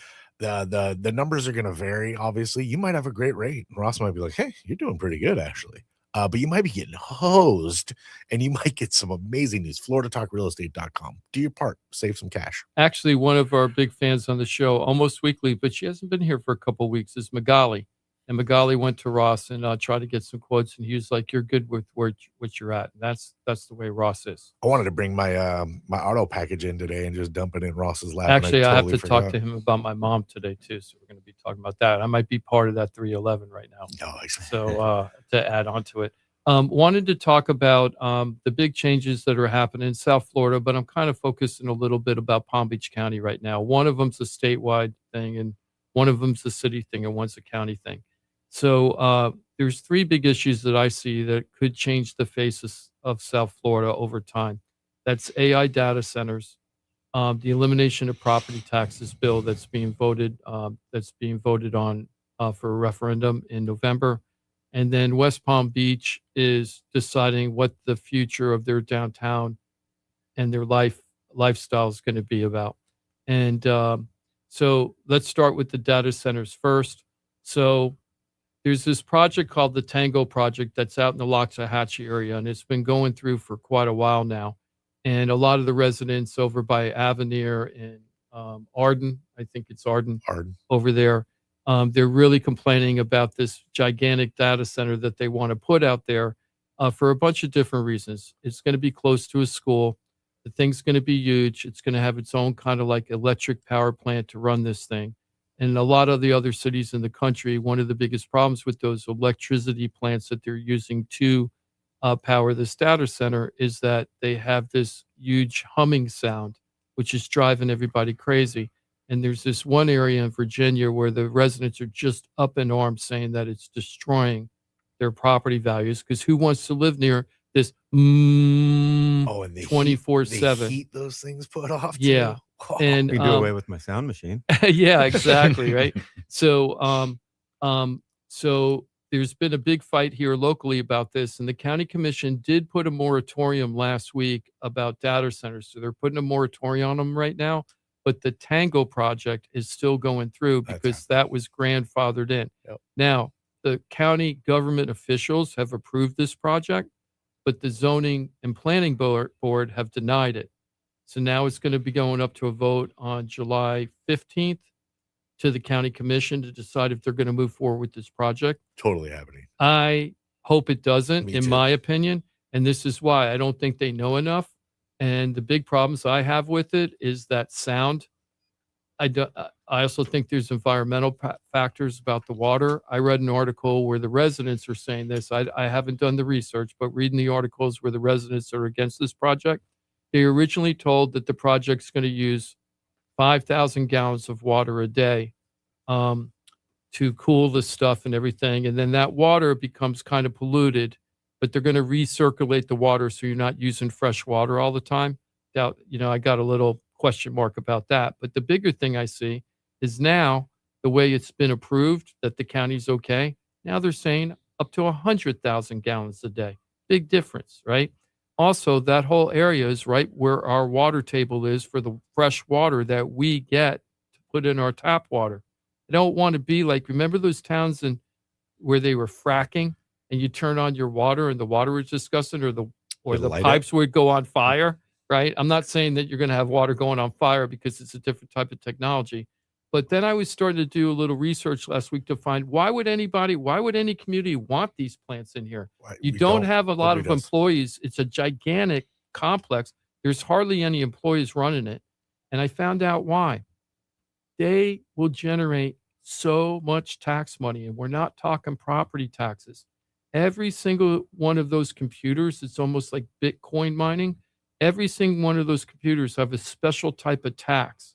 And the computers are very expensive, and there's so many in there that the amount of money that they're getting from the taxes because of the way that these things are run, it's just going to be a treasure chest. Yeah, it's just going to be a treasure chest of money to come into the county. But at what cost to the lifestyle of the residents living around it? And then we're back to square one, where it's like, all right, now show us where you're spending all this money. Like, it's some transparency. And in some of we're going to sacrifice.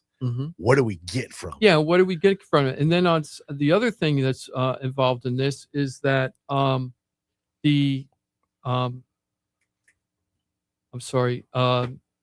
revenue, taxes, transparency. Yeah, I know. I'm trying to figure it out. So thank you, Johnny. I'm trying to run through it. But the other thing I was wondering is that they're such energy hogs, and right now that's going to be coming from FP&O and the other electronic centers. And I just saw, remember we had this massive heat wave for July 4th all over the United States? There were a whole bunch of these data centers where they were telling them, you've got to shut down or slow down the amount of energy you're using because everybody's got the AC on and we can't handle the load for everybody. And I'm like, why are they predictable as hell though? This is like, I don't know how all of a sudden this is a surprise. These are all things that's like, wow, you don't see this coming. Yeah. The sad thing is, Jim, you can't. We tried. We on our phones, me and the wife, we switched to a DuckDuckGo, which they claim doesn't use AI. Just it doesn't integrate to anything. It's just so rough. So we ended up just biting the bullet and we're back on Google. You can't do anything without using AI, even if you try to avoid it because you're like, I don't want to be a part of this beast.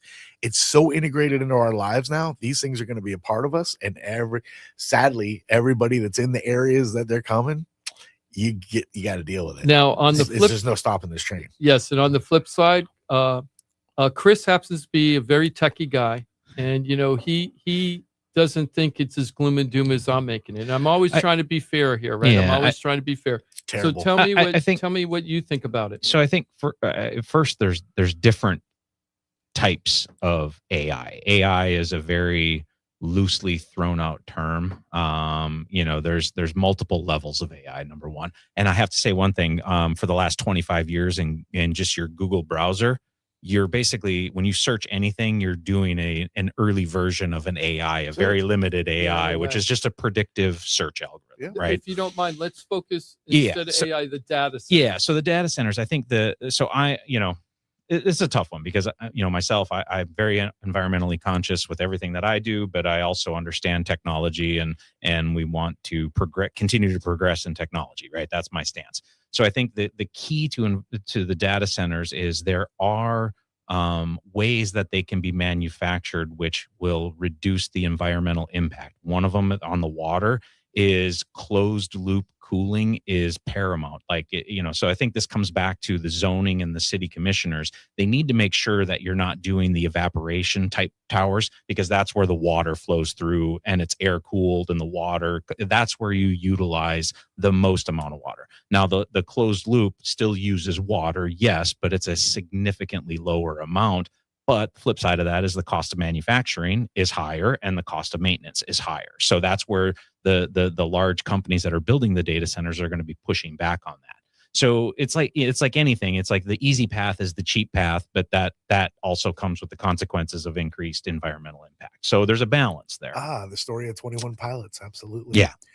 Yeah. Do the right thing and things will work out better. Well, and the interesting thing that I found too is, so there's this company out there that actually makes a data center that you can install at your house. So it's, I'm not going to put the name, I'm not going to name the name of the company out there because I don't know enough about it yet. But it essentially looks like an air conditioning unit that you install at your house. And it's got multiple data or AI GPUs integrated into it. So these companies will essentially, for you allowing them to install this in your house, like an extra AC unit, they pay electrical for you, and they give you some financial incentive. So I'm actually seeing this more like the solar panel revolution happening all over again, where there's going to be opportunities for homeowners to put an AC unit that has a bunch of GPUs built into it for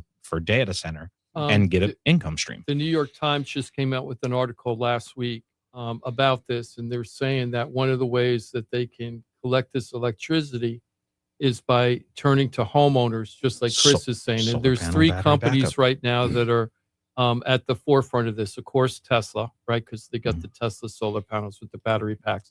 There's another one called Sunrun, and that's the largest solar panel company in the world. In the country. And last year, they already have this system set up where if there's too much taxing on the normal electrical grid in your area, and you have one of these solar panel systems, they will give you a discount if you allow them to change your energy uses during these peak periods. And they gave back $67 million to their customers last year for electrical discounts for being part of that.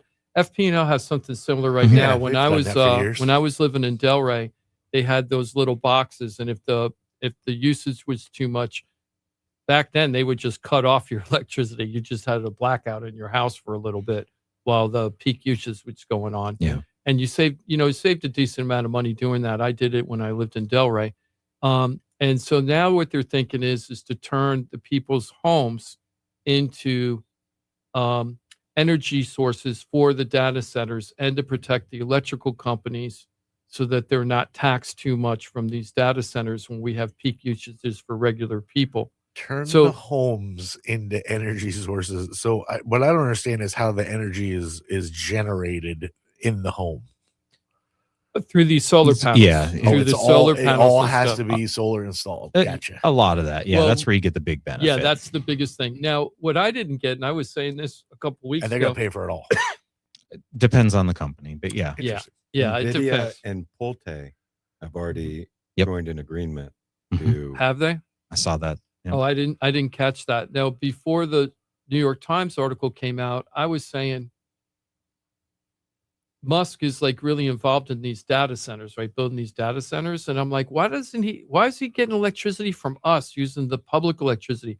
Why isn't he just putting in a gigantic amount of those Tesla solar panels with the battery packs he has and let him run his own let these companies run their own electricity and not be part of the public grid. And it's the cost of doing business for them. Yeah, you always use other people's money. Yeah. So that's how you become a trillionaire. I mean, that's the key is the technology exists to harvest more and more solar power, store it into batteries and offset, public utility costs, right? But that comes at a cost. Somebody has to pay that money up front to make the investment. For the infrastructure. So that's the first thing, right, is the data center. So keep an eye on July 15th, see what the county commissioner does with the Cango project. If you're against the data centers, the good news for you is that this is the only one we're going to be dealing with for a while in Palm Beach County, because they do have a moratorium on it right now to take a breather to figure out what's going on. That's not going to say it's going to be lifted. It's not like a forever moratorium. And as technology changes or we get more information, maybe they'll be more open-minded again. But they want to take a break. And I wouldn't say that they're against it. They're just putting a pause, right? Now, the second thing that I saw that was interesting is we're going to not get too much into this today because we've talked about it so much, but the Florida property taxes and the elimination of Florida property taxes. What's happening, we mentioned last week that Governor DeSantis decided that he isn't going to publicly defend or promote to vote yes to eliminate homesteaded Florida property taxes over the next 2 years. Because he says it isn't his plan, that the legislator came up with a plan that he considers watered down, but he thinks that the majority of people are going to vote for it. That's what he said publicly. Now, what's happening is nobody's really going out there to promote, to advocate for the referendum, but there are a ton of groups that are out there advocating against it. And who's doing that? Where the money's being taken away from. The county commission, Palm Beach County Commission had a big fight this week between the county administrator and one of the state administrators for DeSantis, where they came out and said that the county's wasting $400 million a year in wasted programs. And the county, and they were in the same meeting and they were yelling at each other, Abruzzo and the other guy, I can't remember his name. And Abruzzo was saying, the county administrator was saying, we can confidently cut $35 million out of our budget and not really affect services to people. But we don't have $430 million of waste happening in this county. And that's the big struggle right now.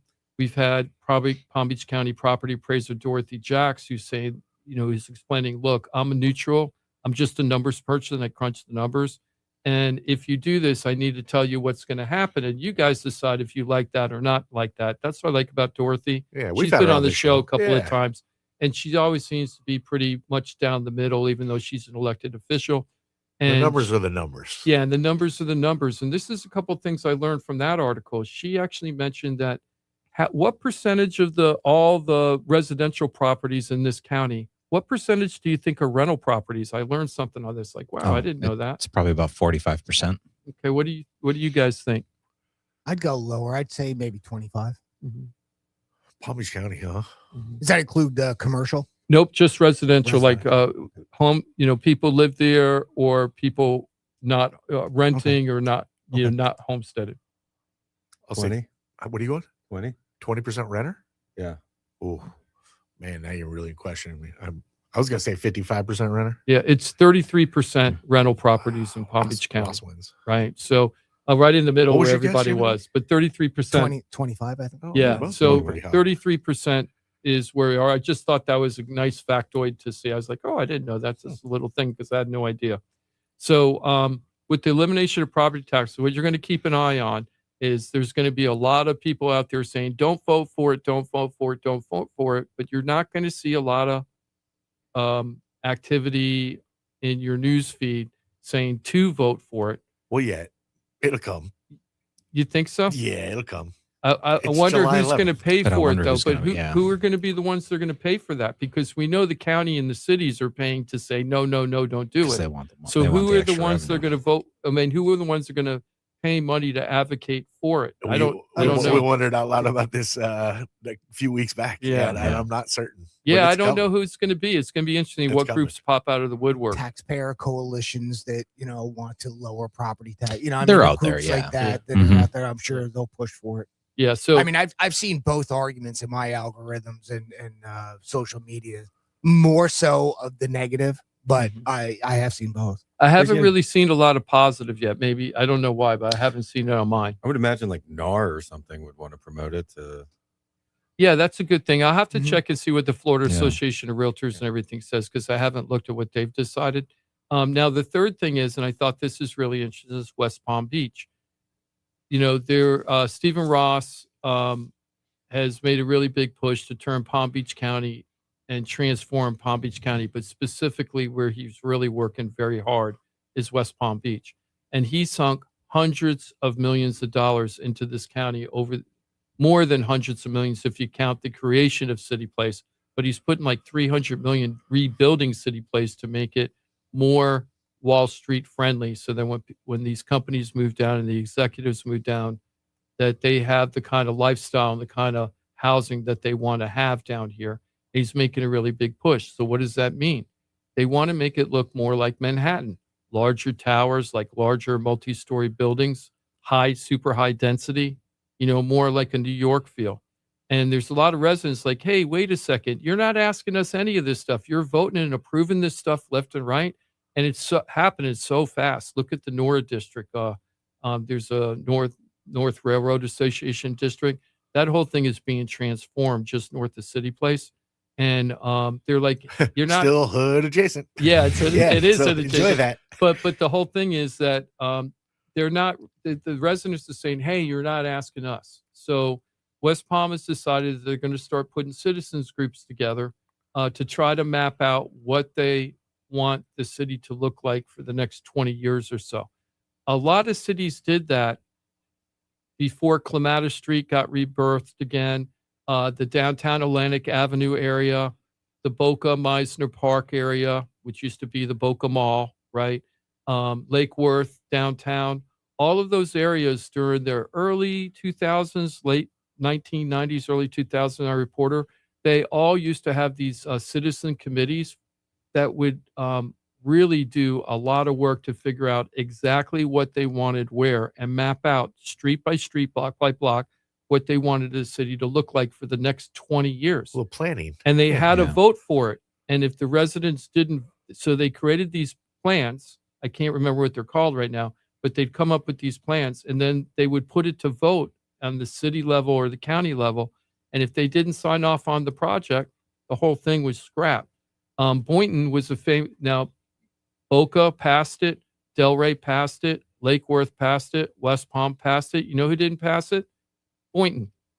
Boynton's the only city that didn't have that big spurt during that boom during that time, right? Their downtown is still, it's transforming now, but there's no really downtown entertainment district that all the other ones have.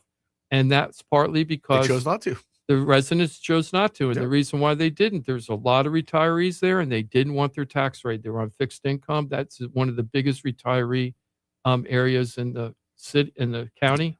And they just didn't want their taxes raised. And there was majority seniors and they just didn't want it. I like this small town feel. You know what? And I kind of like it too, right? Even when I was younger, I always liked Boynton because it was like a little different than everybody else's. But those three things are going on right now. So keep an eye on all these things because this is going to transform our lives. In the future, I'm not saying good or bad. It's Sure. just change. Transform it. It's Yep. change. That's right. And you got to keep an eye on it. We'd love to hear your comments. So if you have any ideas or comments about this, please put it in Facebook and YouTube, and we'll get back to you if you want. Yeah. But please don't start the whole red-blue thing because I just don't care. I'm so over that, and we're not going to do this on the show ever. And hopefully you'll like that because we're a breath of fresh air because almost everybody does the red-blue thing, and I just don't want to do that. Yeah, no. Because you know what? There's plenty of shows for that. Politicians are politicians, and they're all built from the same cloth, whether they have the same views or not. And I just say they're all politicians. Pretty much. Yeah, pretty much. That music is playing. That means we officially kicked this one right in the rear today. Great job, Jimothy. Well, great job to you as well, Johnny. thanks, Jim. man. Chris, Ross, Appreciate that. awesome work. I think I just did an okay job. We covered a lot. We covered a lot. It was meh. No, I feel strong. I feel You guys strong. want to start over? Yeah, let's start over. Yeah. Start it over. All right, erase that Take one. 2.0. How about we'll try it again next Saturday? Okay, All let's right. do it then. We'll see if we can get a little bit better. Hey, I maintain that perspective every day. If I can just get a little bit better at everything, whether it's being on the radio, as a husband, father, friend, employee, Pimp. I try, a pimp. Yep, a pimp game's pretty strong though. It's hard to Nice. improve on that. Yeah. You know what I'm saying? Yeah. Make it rain. But yeah, just a little bit of improvement every day. So we'll try next Saturday to get just a little bit better for you. But it doesn't get much better than the pros of FloridaTalkRealEstate.com, although they are constantly learning, evolving, growing with the trends so that they can perform for you and your friends and family. If you're looking to buy a home, sell a home, stuck with a home, you don't know what to do, and you need pros, I got a resource for you. It's FloridaTalkRealEstate.com. If you're on Facebook, share and like away. Thank you very much. If you're on YouTube, Florida Talk Real Estate LLC, home of a ton of informational chunk videos, consume away. And again, share and like. Thank you very much. But when you're ready, this team's ready for you. Like Ross Camarinet's Brightway Insurance, Juno Beach, waiting for your call to save you some cash. That's right. I'll be there waiting so we can all day. You going there right now? Yeah, all day. Good. Excellent. Have a great weekend, my dude. Thank you. You too. Yeah, I'll do my best. Chris Peterson with the Florida Home Pros team. I hope you have an excellent weekend. I think it will be an excellent weekend. It's already off to a good start. You're going to get those Cow family under contract. Exactly. Nice. Let's go. Jimmy D. There's Jim DePola, our fearless leader, Florida Home Pros, Keller Williams Innovation. Have a great weekend and good luck. Congratulations on the Oh, closing. thank you. Happy South Florida. I didn't say today. Happy South Florida. Squeeze it in. Yes. That's our Greek walk by. We're going to squeeze out a little sports here. Thank you for being with us on a Saturday. FloridaTalkRealEstate.com. Know it, use it, love it, share it. And we'll be back for 2 hours of infotainment next Saturday. Have a great weekend, y'all. Florida Talk Real Estate right here, Row Radio.